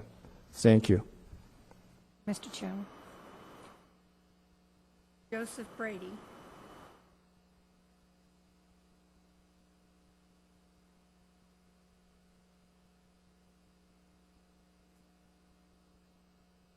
Good evening, Madam Chairman, members of the Planning Commission. My name is Joseph Brady. I'm the president of the Bradco Companies in Victorville and publisher of the Bradco Desert Report. I'm pretty soon, as of Friday, I've been here 26 years, and I came to the city of Victorville, not because it was a pro-development city, but we figured out a way to work out our issues. And as I look at one of your planning commissioners tonight, Mr. Huber, when I first came here in 1988, I came from the home building industry. I was vice president of Pegasus Development in Santa Barbara, and my boss sent me over to Victorville to discover the opportunities over here. I never thought I would move here, but I did. And shortly after I came here, I joined your group, the High Desert Construction Industries. There are some members of the Planning Commission who may not remember those. There are some members in the room tonight that may. And back in those days, when we had issues that dealt with the building community, and Apple Valley and Nisberry had just incorporated, we figured out a way to sit on down and really, I mean, we had workshops in those days. We had the Warren Bakers in those days. Those are people that I looked up to, and they were my mentors. And we tried to figure out a way to make this thing work. We've had a lot of great speakers in front of me, Mr. Kohler, Adam, and Mr. Goodwin, and others. We have a lifestyle issue on out here. I live here. I see it. We've had Dr. Husing come on up here and speak to your commission, your council. The lot size issue is not going to cure our problems. I drive this valley once a quarter. This is a valley-wide issue. It's not a lot issue. Back on April 16th, with the help of Mayor our bishop, we had a meeting out in Apple Valley behind closed doors with the mayors, the mayor pro tems, and the city managers. And we talked about what the issue was. And there were two issues that Dr. Husing talked about, and he, I think, was very clear when he spoke last week. We have an abundance of rentals, and we have a very low education quotient on up here. You take those two, lot sizes have nothing to do with it. I probably spend an hour a day with people calling from around the country saying, what's going on in Victorville? And I said, you know, the council met in January, and I really do want to go on the record because I will not be here next Tuesday. I'll be over at ICSC trying to promote the region. I applaud the city for meeting last January to talk about some of the issues and to set some goals and policies. But when I came back from a trip and I read this packet, and although I haven't been in the home building industry for 6 or 7 years, I did build a tract down in Barstow. I was through about page 85, and I thought I was back in Santa Barbara, California. The homes that I think the standards that you're looking at, they can't be built out here for the price that you think that they can. And maybe I'm wrong, but I mean, we're looking at opportunities down in Arizona and stuff. And I mean, the price of concrete is the price of concrete. The second stories, I think, that Adam alluded to, you know, on these homes, they just don't work. So getting back to the lifestyle issue, I think there's a big issue here, and I know that there's a correlation. Some people think that the small lots and crime are a part of it. Well, I'll tell you, I had a great opportunity. I've had a tremendous amount of respect for Mayor Cox from the day that I came here, you know, really 30 years ago, but 26 years this Friday. And I called Jim last week, and we went out and had a casual lunch, and we talked for about an hour and a half. And he voiced his frustration over this issue. And I said to Jim, let's go for a drive, and we did. And we drove some of the neighborhoods. And I would really urge the Planning Commission, I would really urge the City Council to go out and drive. Because I'll tell you, when you're in the car of the mayor and you're driving around and he's telling you what's wrong, and I think as Mr. Chung talked about back here, the amenities. When I lived on the coast, we built PUDs. They had amenities. Well, when we got up here to Brentwood, you could tell what part of Brentwood was built before the collapse of George Air Force Base and what part was built after. And the part that was built after had no amenities. It had no parks. It had nowhere to play. And I understand that's not good, and I don't think that really wants to reflect on this building industry. You don't have as many builders today that are committed to the industry as they are before, but I will tell you this. I don't sit on the BIA board anymore. I'm very proud to be a part of the BIA, although I'm not a member. I did sponsor 86 members into the BIA and through the National Association of Home Builders. This group wants to find a solution. They want to be a part of our community. But we have a bigger problem here. Drive around. I mean, I can tell you this. There are parts of the valley now that I don't want to get on my car after the sun goes down. It has nothing to do with lot size. And everybody I talk to in this community knows that we have a problem, and it has nothing to do with lot size. So I really do urge the council and the Planning Commission and your staff. I've worked very close with staff, and although we may not always agree on things, I think there's a way that we can come together and find a solution. The BIA wants to be a part. I know that KB and Lennar and Ms. Chang and everybody else wants to be a part of it. But how this came down was not how it was 26 years ago this Friday when I came to this town. When there was an issue, everybody rallied. There was a good communication level. We didn't have faxes and emails, and we couldn't call people on the cell phone. We sat down and got it worked out. So I would really ask the Planning Commission to move this thing. I don't understand what's driving this. I don't know if this is a political year issue. I hope it's not. I don't know what, I mean, we're not pulling very many permits, so I would ask you to move it. I would ask you to strongly urge the council next week to move it. I would ask the building community to meet with you once a month over the next year, and hopefully we can find a solution that I think really benefits everybody, and I think really helps the city of Victorville regain the prominence that it had at one time. And I want to thank you very much for allowing me to speak. Thank you, Mr. Brady. Mr. Dan Tate.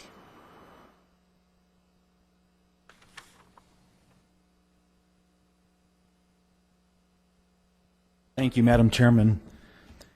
In keeping with the city's objective to create a safer and more valuable communities, I think our challenge is to change the culture of the community, not penalize the industry that's contributed $87 million in development impact fees over the last 15 years.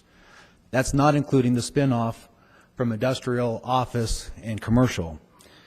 Changing the value of our culture in jobs, education, recreation, and public safety. Let's talk about education. Studies will show that home values will move in direct proportion to the API score, up or down 1% for every point. Victor Unified High School District has a problem. They have a 58% graduation rate. The majority of students can't pass the proficiency test to get into a University of California or California State University, so they go to Victor Valley College, in which 73% of them drop out the first year.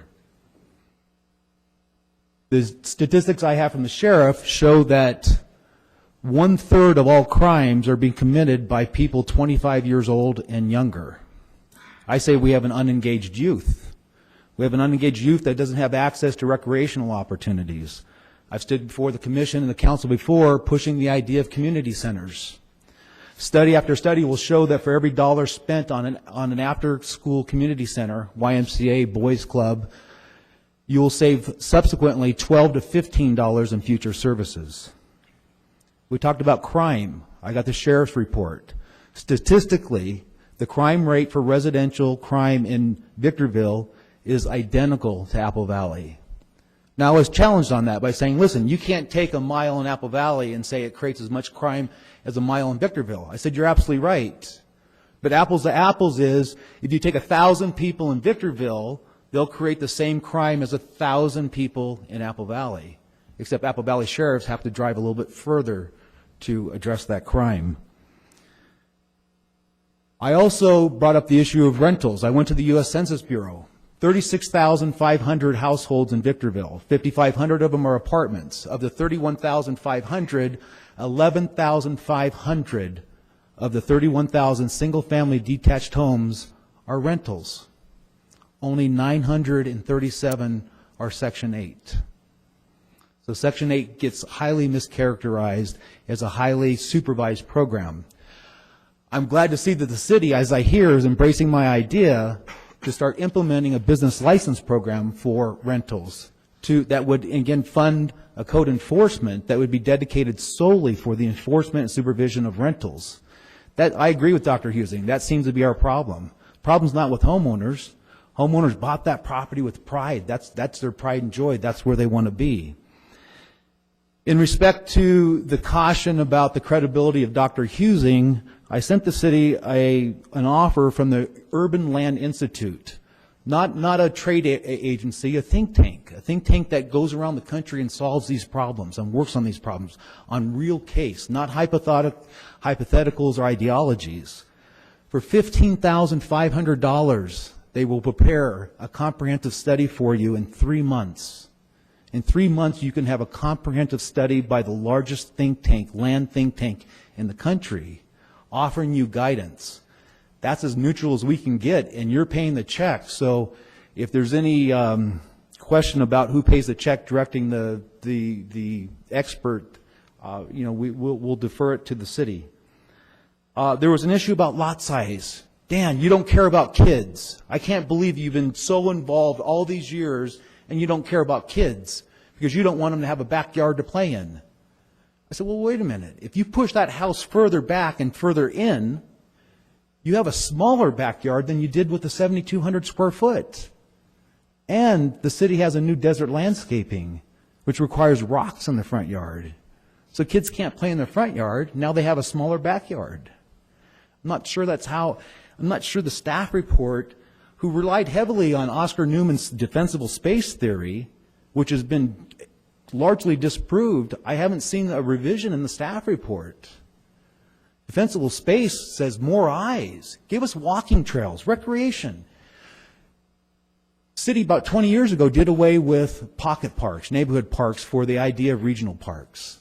Our studies now show that access within a quarter mile of walking trails and parks, your house value goes up between 5 and 20%. People want to be active. They want to get out and walk. They want to be friendly. Why are we building sidewalks right next to the street? Why don't we have a 6-foot landscape buffer and have a walking trail where people can get out there and be active? So I'm a 30-year resident. I care about the kids. I've coached. I've donated. I've In fact, I'm a half hour late for my scholarship ceremony at Hesperia, so I appreciate the opportunity to speak as a citizen and resident of the High Desert. Thank you. Thank you, Mr. Tate. Anyone else wish to speak to this agenda item?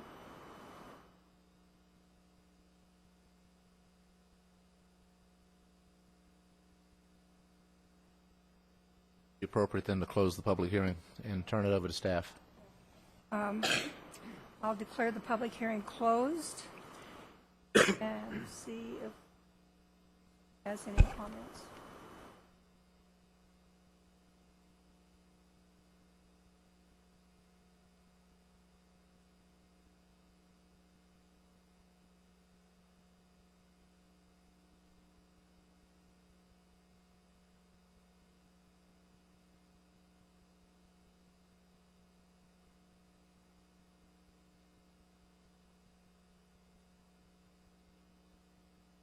A lot of comments. Who should start? Should we draw straws? I'll start. If you would, I had the opportunity to tour the city and the various subdivisions in the city, including Gold Spring Street with the larger lots. It's a nice subdivision with wood fences, which I don't think should be allowed. That have almost deteriorated because of our heat and wind. Right now, there would be very limited demand for such lots and could be done as custom homes. I also toured Liberty Village, which is one of the subdivisions with 1/2 acre lots. Such large lots are a disaster. I found junk, rusty cars in the front and the back, large areas of accumulated trash. One house had about 50 garbage bags flying on a flatbed truck in the front. I thought we had mandatory pickup garbage to prevent that type of abuse in a neighborhood. At that point, I feel that 7,200 square feet lots are sufficient for a community that has mostly commuters that may or may not even be home until after dark and could only spend weekends cleaning up their yards. Proactive suggestions for code enforcement for the foreclosures and out-of-town owners. When egregious violations, 5 cars parked in the front yard, dismantled vehicles, trashy, weed-infested yards, why can't we post the property and send a registered letter to the property owner, bank, or investor? If it isn't done, you could fine the owner or clean up the property and place a lien on the property. Our water meter readers or fire department personnel could make a note of safety, health, or other problems throughout the city to get quicker, cheaper results. It's almost instant beautification of the city. On the track maps, if improvements have been made or substantial engineering and planning have been done, I can't see imposing new standards. It's so much money that's involved in that.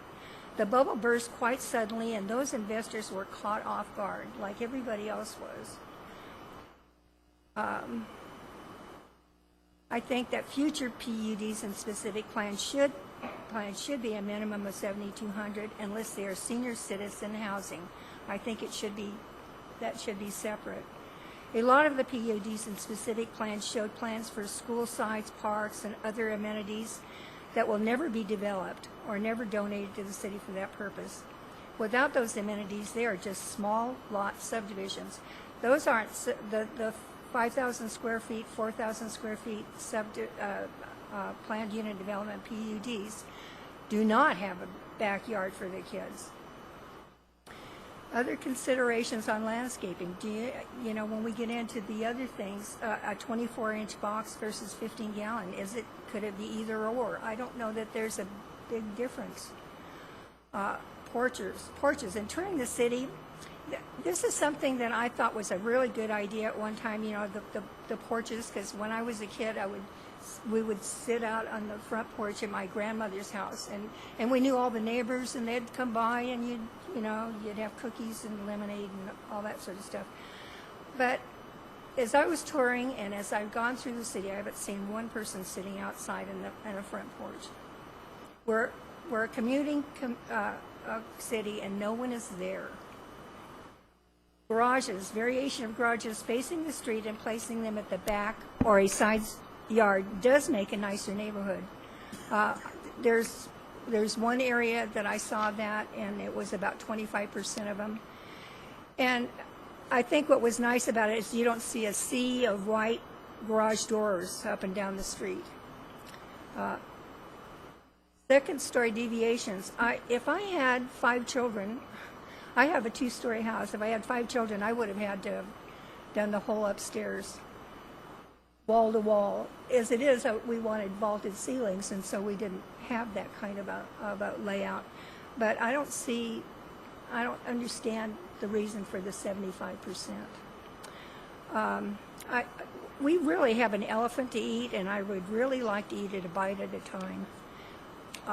It's just too much all at once. We don't know the ramifications of all of the, even the standards. So that's what I have to say about it. Anybody else? Well, I'm going to echo many of Paula's points. I do a lot of driving in the city. I mean, almost daily I'm driving a lot of the communities up here. And while I agree there's some of the communities that I definitely could have been planned better for whatever reasons they were approved, there's a lot of the communities that are actually very nice. Talking about the garages, the 3-car garages, 2 and 1 offset. I've seen some really beautiful designs on those types of houses. I think going with the design guidelines is probably the better way to go in regards to trying to address some of the situations that we've both heard from you guys in the audience, and then in reading all the supporting material that we received. I think it's a good start. I think it's something that should be continued to go forward and to help improve our community up here as a whole. But I also agree that I don't think the improved or the increase in lot size is the way to go about to make that happen. I'll just jump in if that's okay. There's been so much data that's been presented over the last couple of workshops, and then including some of the information that was given tonight. And it's just a lot of information in general over the things.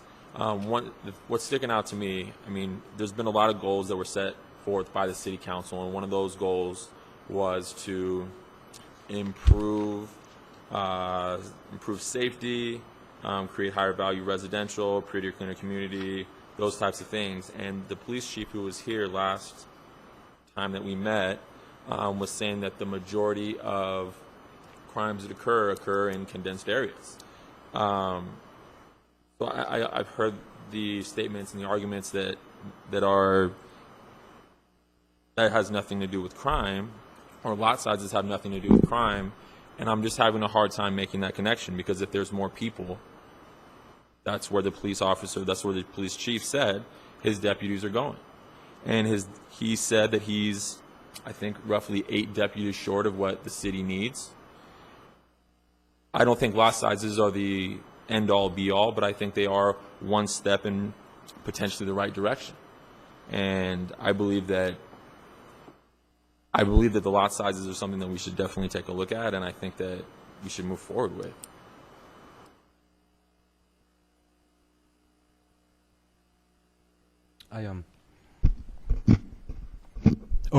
Since we started working on this and we first saw this proposal, which first started out to be a lot size issue, and has then merged the focus into not just lot sizes but design standards, which I think design standards are the key. Design standards, are the absolute what's going to make a difference. The lot sizes are kind of like, if we want to worry about that so much, it's kind of like putting the cart before the horse. Is that icing on the cake? Is that going to help? Over the last couple of weeks, I have flip-flopped back and forth on my feelings on lot sizes versus design standards. But I do know one thing that's been consistent with me through this whole thing is I do know that what we did last time with the housing, the way they were built, hate to say it, the pricing of that housing and the way the neighborhoods ended up we can't do that again. You know, we're half built out in Victorville. We can't do that again. I don't want to see that again. So we have to do something. We can't stop development. We need to have responsible, decent growth in Victorville. Nor can we just let it be the way it was. Just growth at any cost, go for it, guys. So it's got to be somewhere in the middle. In the middle somewhere is an agreement between design standards, which may or may not include differentials in lot sizes. Okay? It may in some cases. We've got to get to that common ground. I started doing some research earlier this week where I actually took a look. No, I actually asked Chris and Scott, what was our average houses per lot that were built in, say, the last cycle, whether it be a little bit newer or older track? Your average size track, what was the average lot coverage? And the answer from staff was anywhere between 3.5 to 4 houses per acre for the average coverage of an average tract. Now, I don't know what an average tract really is, but I assume it to be somewhere around between the 40 and 50 acre block. So I took the aerial of Victorville and I started looking at. I started with my neighborhood. Okay, it's exactly 40 acres, and I did include the half width of the arterials, so you guys know. Took a look at how many houses are on there. Now I live in what's known as a 7,200, minimum. So I took a look at how many houses, and my coverage, because it was built way like 2 cycles ago, was 3.9 houses per the acre. This new proposal, if it's the 10,000 square foot, would be 3. Okay, so 3 would be the average. So my neighborhood is 3.9. So I took a look at newer neighborhoods that were built in the last cycle. I jumped over to Eagle Ranch. I picked a reasonable tract, did the half widths of the streets, came out to about 44 acres. That was about 3.8 houses per the acre on average, getting a little bit less as they get newer. Went over to dead center in the Brentwood tract, where they have paseos, a little bit more curvature of the streets, more cul-de-sacs, less entrances in and out of the tracks. Looked to be kind of maybe the more modern way that we developed, as we moved along, maybe 7, 8, 9 years ago, whatever it was. That tract I pulled up was a little bit larger, and I counted all the houses, including all the streets, and I came out to about a 3.5 house per average acre. And that goes right in line exactly what Scott was telling me. Knowing that this next cycle, our design standards are going to call for more curvature of streets. They're going to call for a little bit more amenities, whether it be drainage, improved drainages, maybe some paseos. We've already worked on the wider LMAD districts that are going to eat up some of that footage, and more cul-de-sacs will inherently cause those lots to be slightly larger. They're going to be at the 3.5, I'm guessing, or maybe even a little bit less. Anyways. Okay, and maybe the answer is not exactly 3, dead set. Maybe it's taking a look at the whole big picture. Okay, so I know everyone here is thinking, oh, are you for all these design standards? Are you for the larger lots? I am, because I saw what happened with the other houses in the last cycle. Victorville became the Kmart of Southern California, and we had a giant blue light special on, and we let them come, and they came by the thousands at any cost, and now we have what we have. We can't do that again. So we designed those standards higher to the point that it won't render them unsellable for our market. And I would sure appreciate a little bit extra room on the side of my house. I live in a 7,200 square foot. And by the way, in my neighborhood, the average lot size is 8,000 square feet because of some of the lots are larger.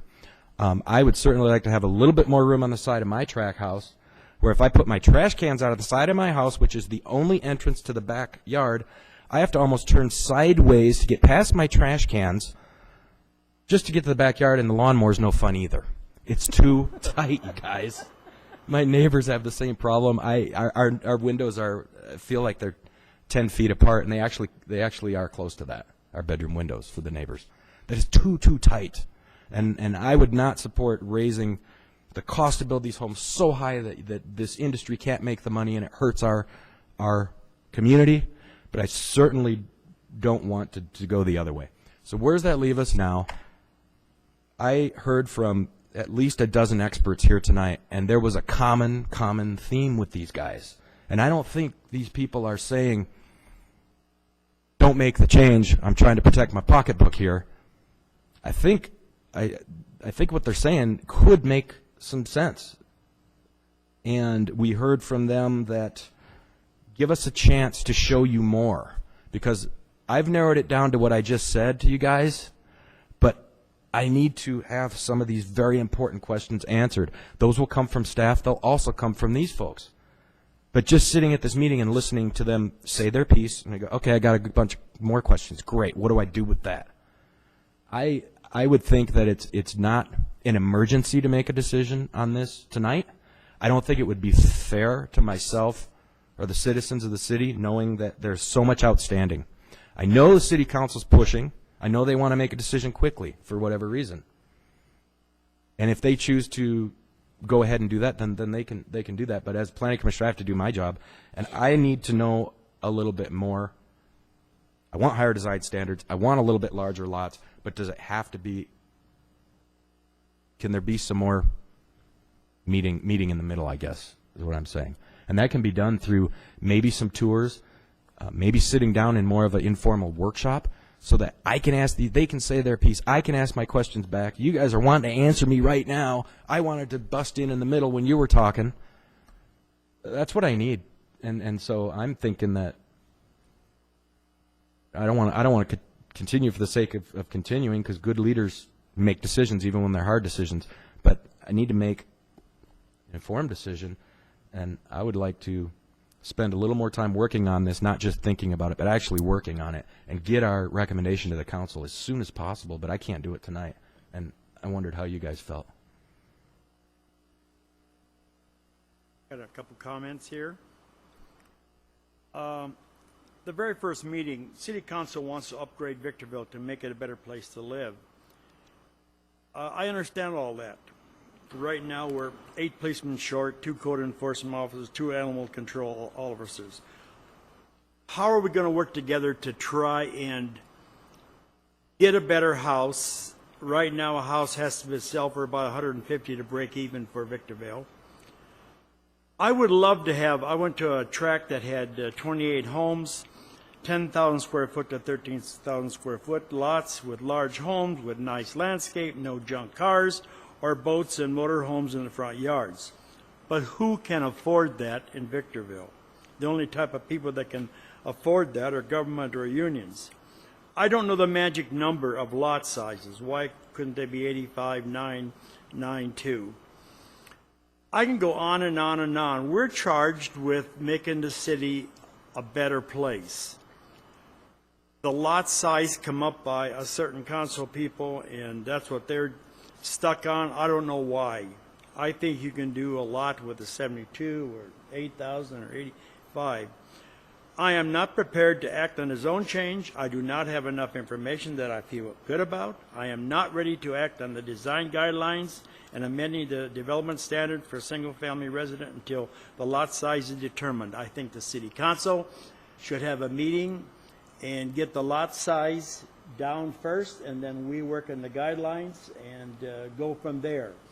But I am the same way thinking. The horse has to come first, and then the trailer come afterwards. So I think we should recommend the city council to determine the lot sizes and get that out of the way, and then we can come back and work on guidelines, development guidelines. That's my recommendation. Madam Chair, before you actually take a vote, staff would like to just throw out a little bit more background for what the speaker said in terms of what is in your resolutions and staff report and such, for the record. Yes, thank you, Chris. Yes, there was a lot of information presented tonight, and we would like to just go through and clarify, give some more explanation on some of the standards. And Jeremy, if you're back there, could you give control to the computer? First off, we had a speaker, Jeff Young, that was talking about the noncompliance with the Sustainable Community Strategy Plan that was put in place by the Southern California Association of Governments, which is SCAG. And I just want to elaborate. He meant that he stated that this proposal well, the SCS that was approved by SCAG requires us to have higher density, and that is not the case. In the event we have areas that are by transit facilities or closer to our urban core of the city, that makes sense. That makes sense to increase the density so it's more walkable. We're talking about suburban development here. We're talking about 7,200 square foot lots as compared to 10,000. These are all low density residential developments. So to say that all of the city has to be dense is false. The goal of that plan is to locate it so you can have neighborhoods closer to transit facilities. And what we present to you is that by reducing the amount of these auto-reliant single-family homes within the city, we're actually decreasing our greenhouse gas emissions. Because, like I said before, we're talking about the same thing here. They're both low-density residential development. As a byproduct to that, we forecast to see more development in higher density multifamily zoning within the city that hasn't been built out. So that's one thing I wanted to talk about. And you talked about walkability. The design guidelines before you tonight encourage all of that. Even on a 10,000 square foot lot, we're talking about bike paths, trails. And this would also relate to 7,200 square foot lots.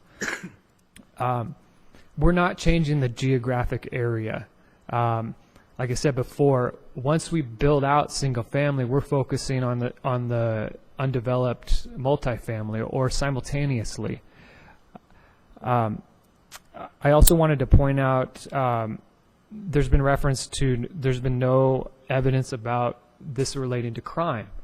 And yes, it's inconclusive to say that higher, denser neighborhoods have a higher rate of crime rate. But as our chief stated, that he's spending most of his time in the denser neighborhoods, and based on the maps that were shown, it's based in evidence that the denser the neighborhood, you're going to have more calls for service. So that's an issue if we're talking about providing quality service to our existing residents and to our future residents. I wanted to go through some of the misconceptions about how this is implemented. Regarding existing improvements, if you have a recorded lot, and Madam Chair, you mentioned you don't want to see development standards imposed on tracts that have already recorded. There's improvements already in place, the curb gutter, sidewalk. This proposal does not implement the lot size increase on existing subdivisions. They would maintain their 7,200 square feet. It does, since we are trying to raise the bar architecturally, these existing subdivisions would be subject to an architectural review. So we're looking at some of the standards to make sure they would still have to, as far as the garage placement, they would comply with that standard, or porches, or whatever is decided to be. That's another misconception. If you have a recorded track currently, you fall under the current side yard setbacks. So we're not imposing wider setbacks on these existing subdivisions because, like some of the developers were mentioning, it's something that's not preferred. It's harder for them to place a garage when 25 feet of the frontage is taken up in setbacks. So one thing I wanted to show you is that there is, and this was intentional in the proposal, when we have over 14,000 square foot tentative maps, it was intentional for us to look at a way to see how the development community would approach this if we rezoned the property. So basically, a developer, if they have a tentative track map, they'd have the option to either record the map as is, but then they'd have to build to the 10,000 square foot standards. And what I'm going to show you is they can build to those standards. It's not something they prefer, but they can. Or they have the option to increase the lot size, to allow enough room so that garage doesn't take up more than 50% of the street front or the building frontage.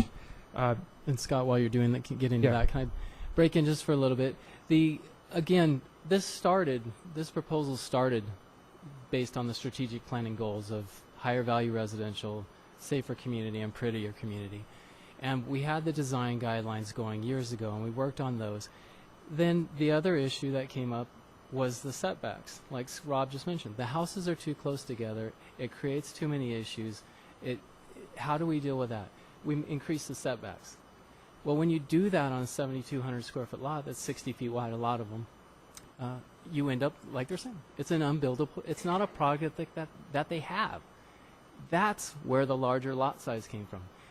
Where did 10,000 came from? When we put forward a reasonable side yard setbacks of 10 and 15 for RV and additional space on the side yard to get separation, and then you times that times the lot size, what does that end up around? 10,000. It might be 9,000. Is the minimum? It's 9350, right? 9350 is the smallest with the R1 10,000 that you and then would have. Also hearing council members' concerns of rear yards, playing in the rear yards and stuff, we went to 10,000. We went larger instead of smaller for those reasons. But you're right. That's how the lot size. It wasn't a lot size. It was a setback issue to come up with a higher value and a better community overall. So Scott. Yeah. So this graphic that's displaying now, this is in the event that a tentative track map would record, and we've rezoned them a 10,000 square foot size. So they still have the right to record their tentative map, whether it's vesting or non-vesting. In this case, what we showed is 4 lots with a typical minimum size of 7,200 with a frontage of 60 feet with a depth of 120. And as you've heard tonight, you can't put a 2-car garage in the front. What this shows is that it forces that garage to go into the backyard, and this is still feasible. The BIA in their last presentation showed some pictures of some other communities in Rancho, Chino that they don't have garages in the front, and this is kind of the result of that. So there are products out there, and I think it's even the Victoria Arbor's plan. I think they even have like 65% of their lots have to have some alternative garage placement like this. So while it's not preferred by the development community, it has been implemented in other communities. It's kind of a throwback to more of a traditional style of development where you don't have all of these garages that are the dominant feature along the street. So we just wanted to show that it is feasible. It may not be preferable by the developers, but if the proposal went forward, the developer would have the option before they recorded that map to increase the lot size. So it's an option for them. But from staff's point, if we've realized that a lot size is an issue, and we have to curb it some way, we have 14,000 tentative lots out there. We have to provide some development standards to not to say force their hand, but give them a chance to say, hey, do I really want to build this product? Maybe they do, and we're okay with that. But if they don't, they can easily increase the lot size. And this is only if their subdivision has just the minimum 60 foot wide lot. I would say most developers try to get that minimum 60, but a lot of them don't. So this wouldn't be an issue. They could still have garages in the front.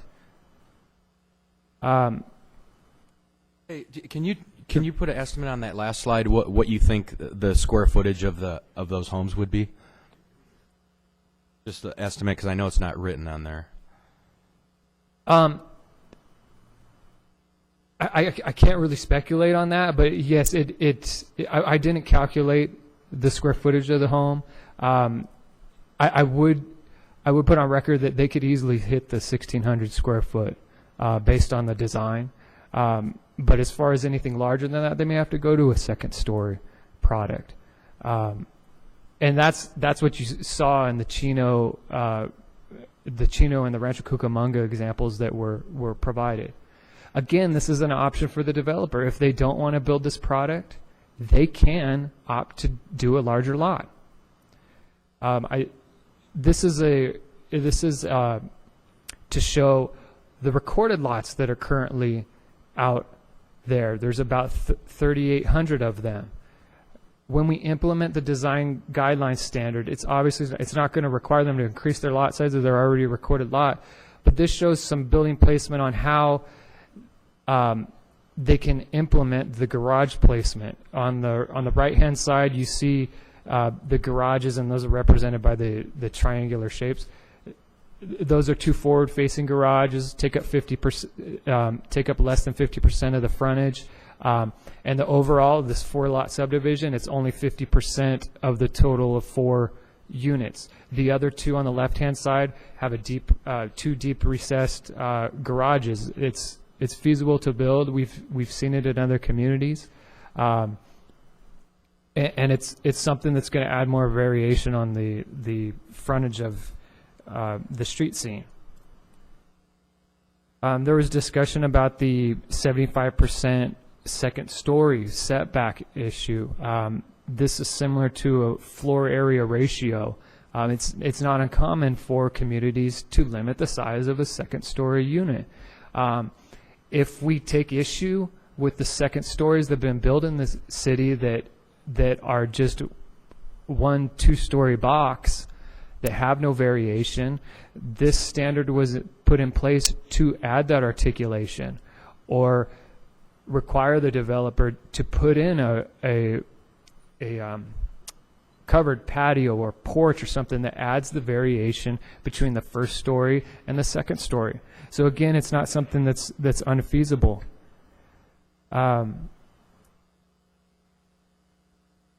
Again, there's some confusion about the tentative track map and the right to record.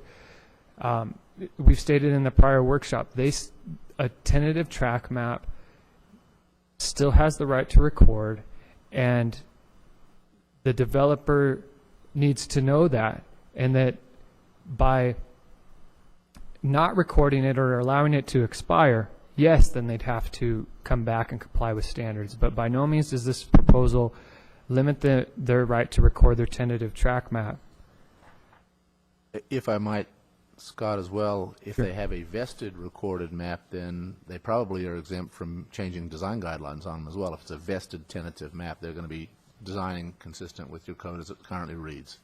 And that is correct. And based on the Subdivision Map Act, they have the right to develop under the current standards that were in place when their application was complete, but that's just up to a year.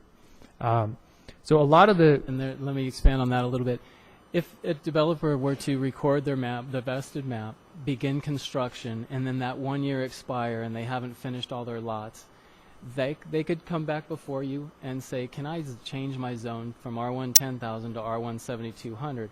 It might be appropriate. If they've already built 3/4 of the tract, obviously you're probably not going to want to change the standards then. So there are options available.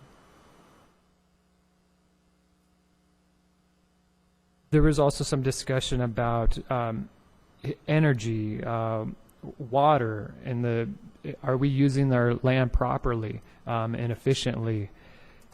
The city's implemented a drought-tolerant landscape ordinance.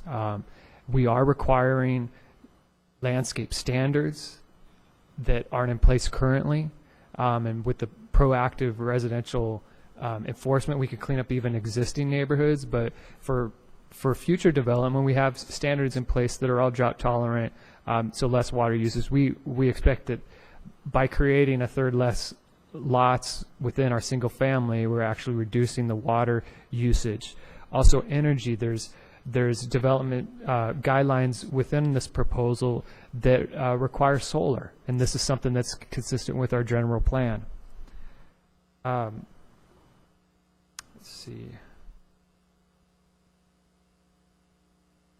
There was some representation of what the median price of housing is as compared to Apple Valley, and I think that you need to understand that Apple Valley was built over a long period of time, just like Victorville was. So if you compare a newer subdivision that typically has larger lots, because as Americans we're supersizing everything as it goes along, the development trends have been larger homes.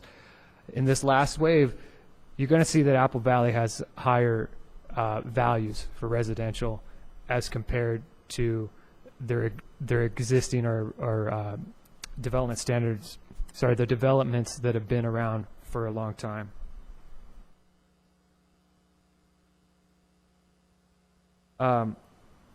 Also, there was discussion about we could force amenities on PUDs and specific plans.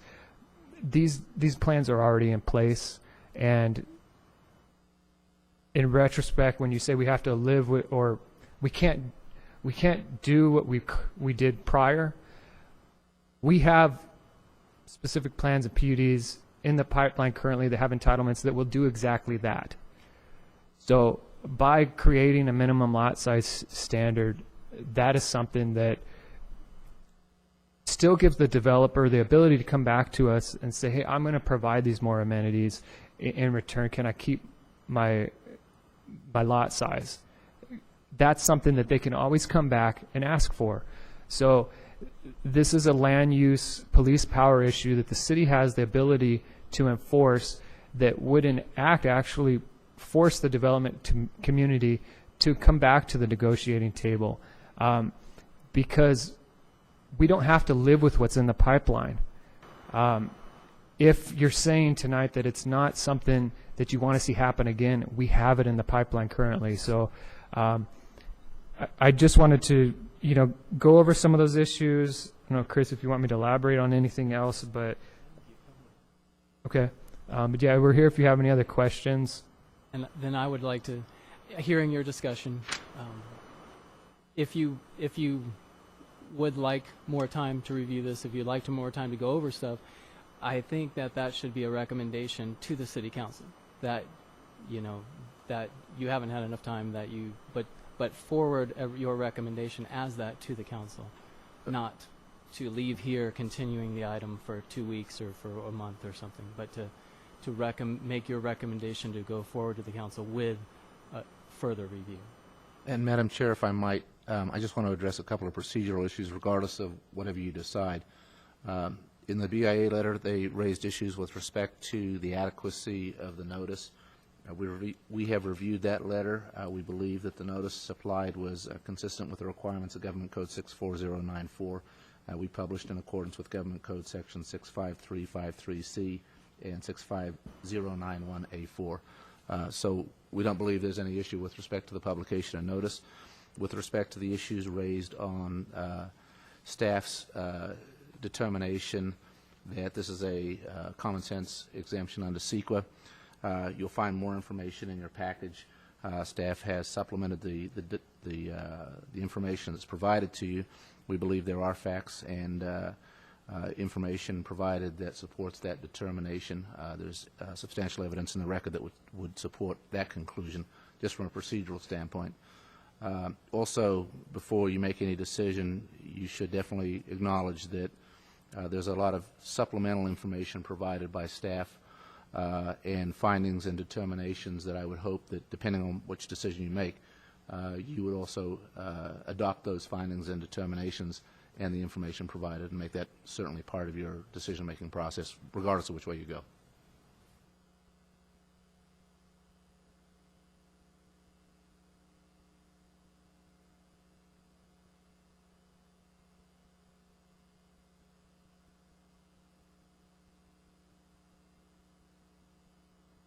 One question on procedure: should the commission move forward with a recommendation to council. Is that what you kind of said, Chris? Recommendation to council that we need more time.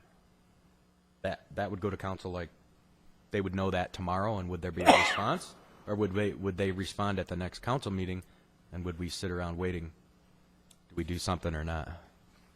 You have a choice of essentially acting on the item tonight. You've got essentially 3 different items, and it sounds like there's some difference of opinions with respect to the 3 different items. You can make a you considering the item, I mean, you obviously have discretion to make whatever decision you like, but what the government code provides is typically once you consider an item like this, you'd make a recommendation to the legislative body. Either you'd support staff's recommendations here and support adoption of the proposed resolutions, or you deny it. Either way, we would anticipate that you would make a recommendation and provide that recommendation in writing to the council, even if it is just to require and request more time.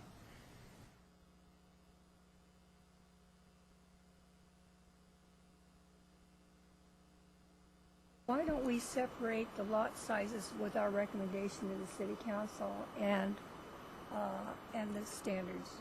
That would be appropriate. I mean, you could handle, you'd have 3 different action items before you, and you could make a recommendation with respect to each item.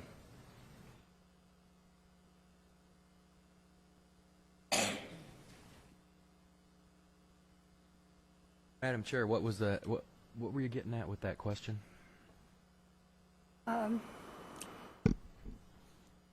We all seem to want to have the design standards, but there's certain things in the design standards that the testimony tonight seemed to say that they wanted more time to go over those design standards because there's ramifications of some of them. I don't think it's all of them. I think it's just a few of them that are left. And so I would have some concerns about adopting them as is without getting that input. May I comment on that real quick? I'm sorry, I meant to put this in earlier, but when we sat down with the BIA to work at the design guidelines, we did so with the major concern is, does it provide for higher value residential, prettier community, or a safer community? The goals of the strategic plan. If they're arguing over an item that we didn't think altered those or affected those goals, then we're probably okay with it and we changed it. If we think that their proposal doesn't add to higher value residential or pretty community, then we don't support it. So to say that we're going to sit down and work out those issues is probably not right, because we think they're issues that add to the benefit of the community. Because you're saying you've pretty much worked out what is going to be worked exactly. out. Like the placement of the garages. They would like to see more garages right on the front setback line. That's an issue we won't work through. The second story, like Scott said, they build houses in square blocks. We think that there should be some variation in the second floor.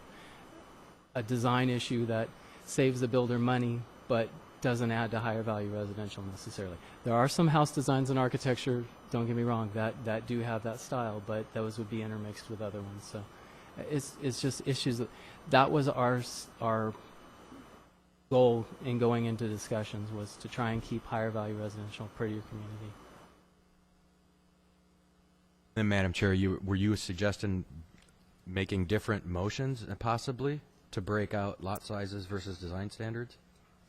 Yes, I think that we need to. I think we need to give a recommendation on the lot sizes to the council, and then for the design standards, if everyone thinks that they're all right, then we'll act on them. But the design standards are going to be important right now. Get quality types of housing, like you were talking about.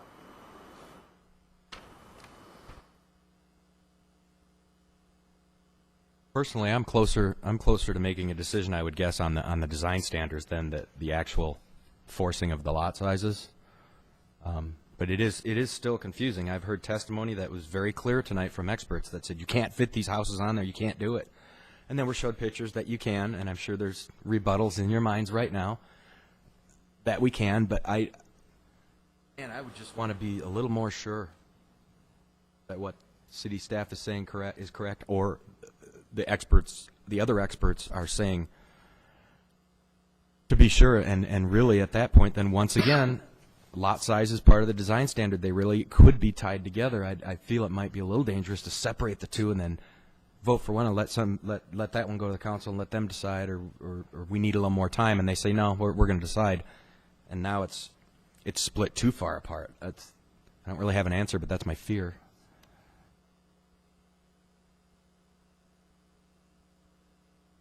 One does affect the other, and according to some people, a lot, and according to some, not so much. But I need to be more comfortable with that. So again, how do we move forward? How do we motion that to essentially just move to recommend to the city council so they have an opportunity to make a ultimate decision? So we're talking about taking it apart, but we can't take it apart. So I guess I'm just not sure how to move forward with the motion.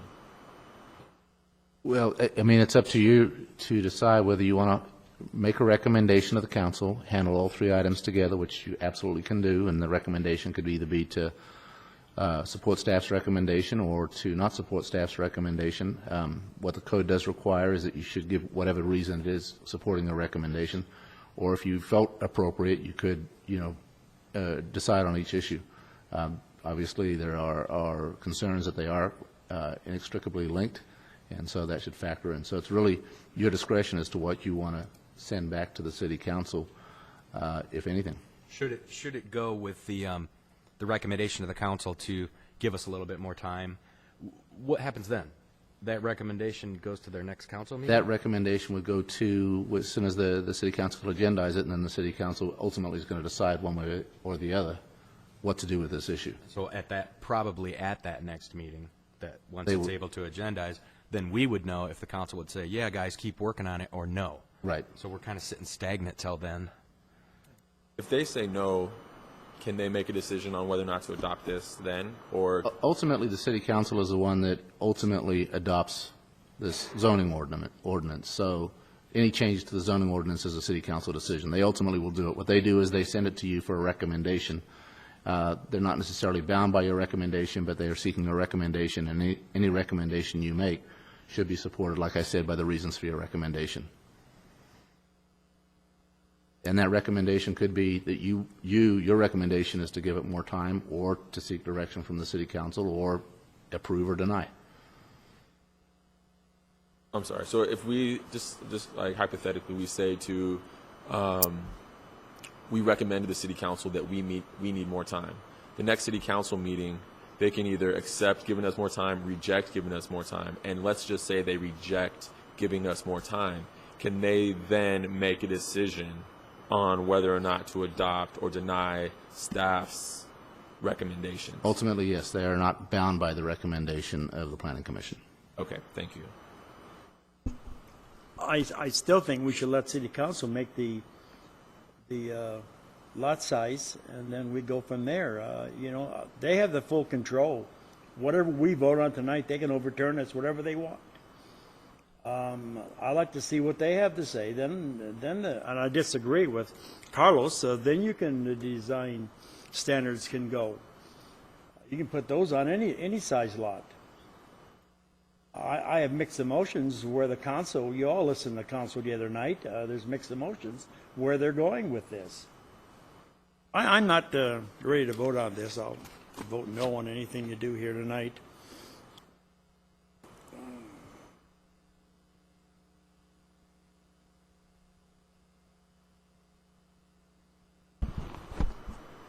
About it. I mean, I would personally rather move to recommend to the city council that we need more time to look at this, rather than doing a continuance. That ultimately, they're the governing body that's going to make the final decision anyway. If we do a continuance, it's just going to draw this out. If city council wants to draw this out, I have no problem with that. They can draw it out for as long as they want to draw it out. But I ultimately think that we should put that in their hands.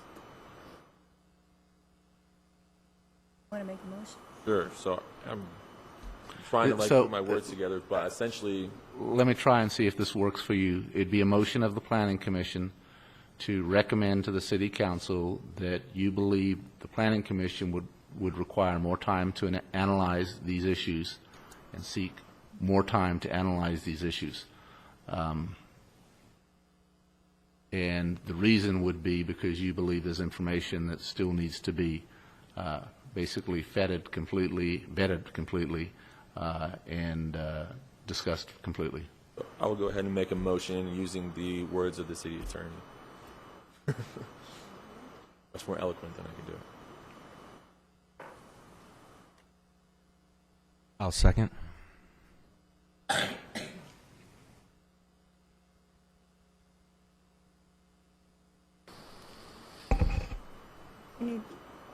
We need to vote.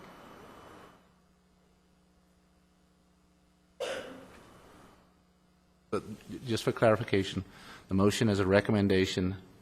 You're making your motion is to make a recommendation to the City Council that you believe the Planning Commission should have more time to study these issues. And the reason for that is because there's so much information provided, and you want the ability to basically vet all of that information. That is correct.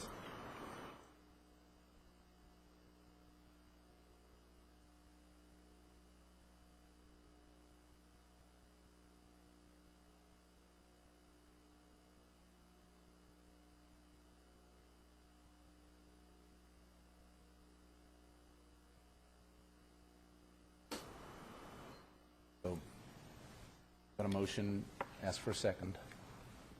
A motion from Matthew Smith. I ask for a second. I seconded. Thank you, Commissioner Kurth. We'll do a manual vote. Chair Porter? Aye. Commissioner Wilson? Aye. Commissioner Kurth? Aye. Commissioner Huber? No. Commissioner Smith? Aye. Thank you. So for the record, the vote is 4 ayes with Commissioner Yuba voting no.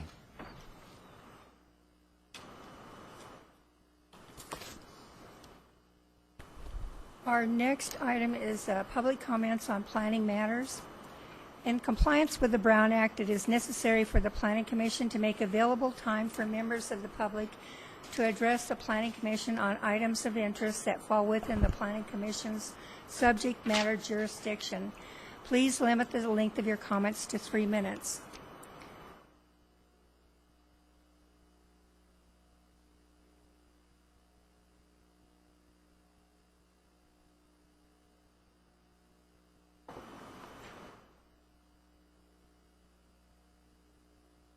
There being no response, then we have presentation reports by planning commissioners.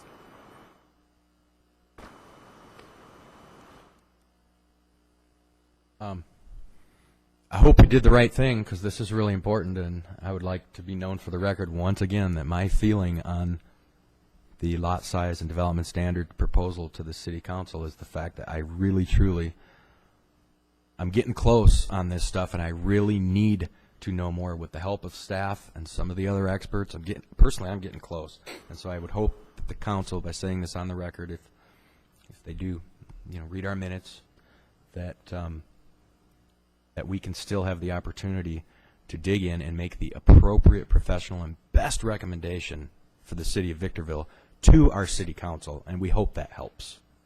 It's been a very complicated issue, even going through the standards, it's very complicated. And but I really got turned off on the half-acre lots. The half-acre lots look terrible in our city.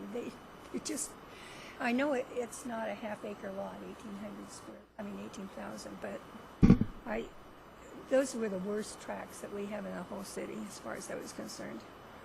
But I guess it's kind of important to remember, too, that these will still be tract houses with curbs, gutters, sidewalks, landscaped front yards, I think block walls. We inherited that. Yes, yeah. So, to hear Dorothy come up and understand her concerns, but hopefully it would be a little bit different. And like we said, with proactive enforcement continuing, then we should be able to keep a handle on a lot of the stuff from here on out.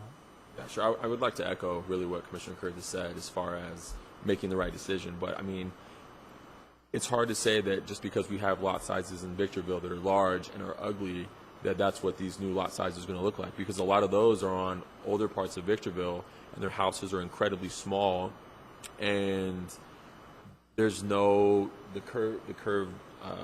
curvatures are not part of those developments.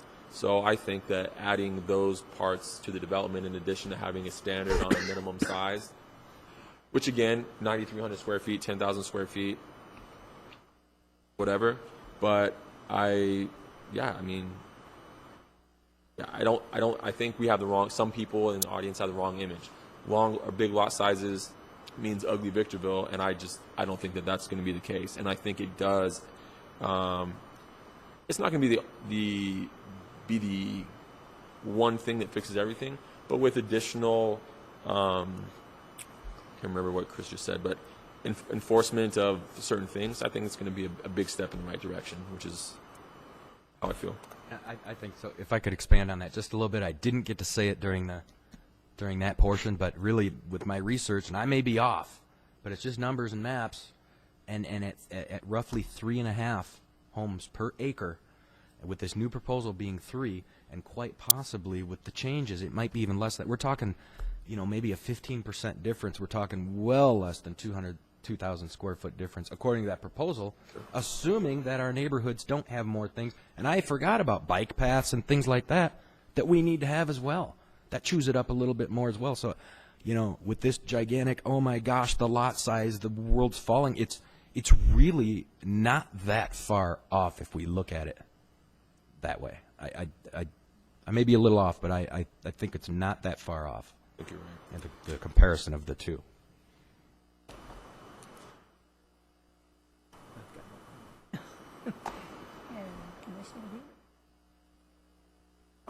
In that case, and I will adjourn this meeting.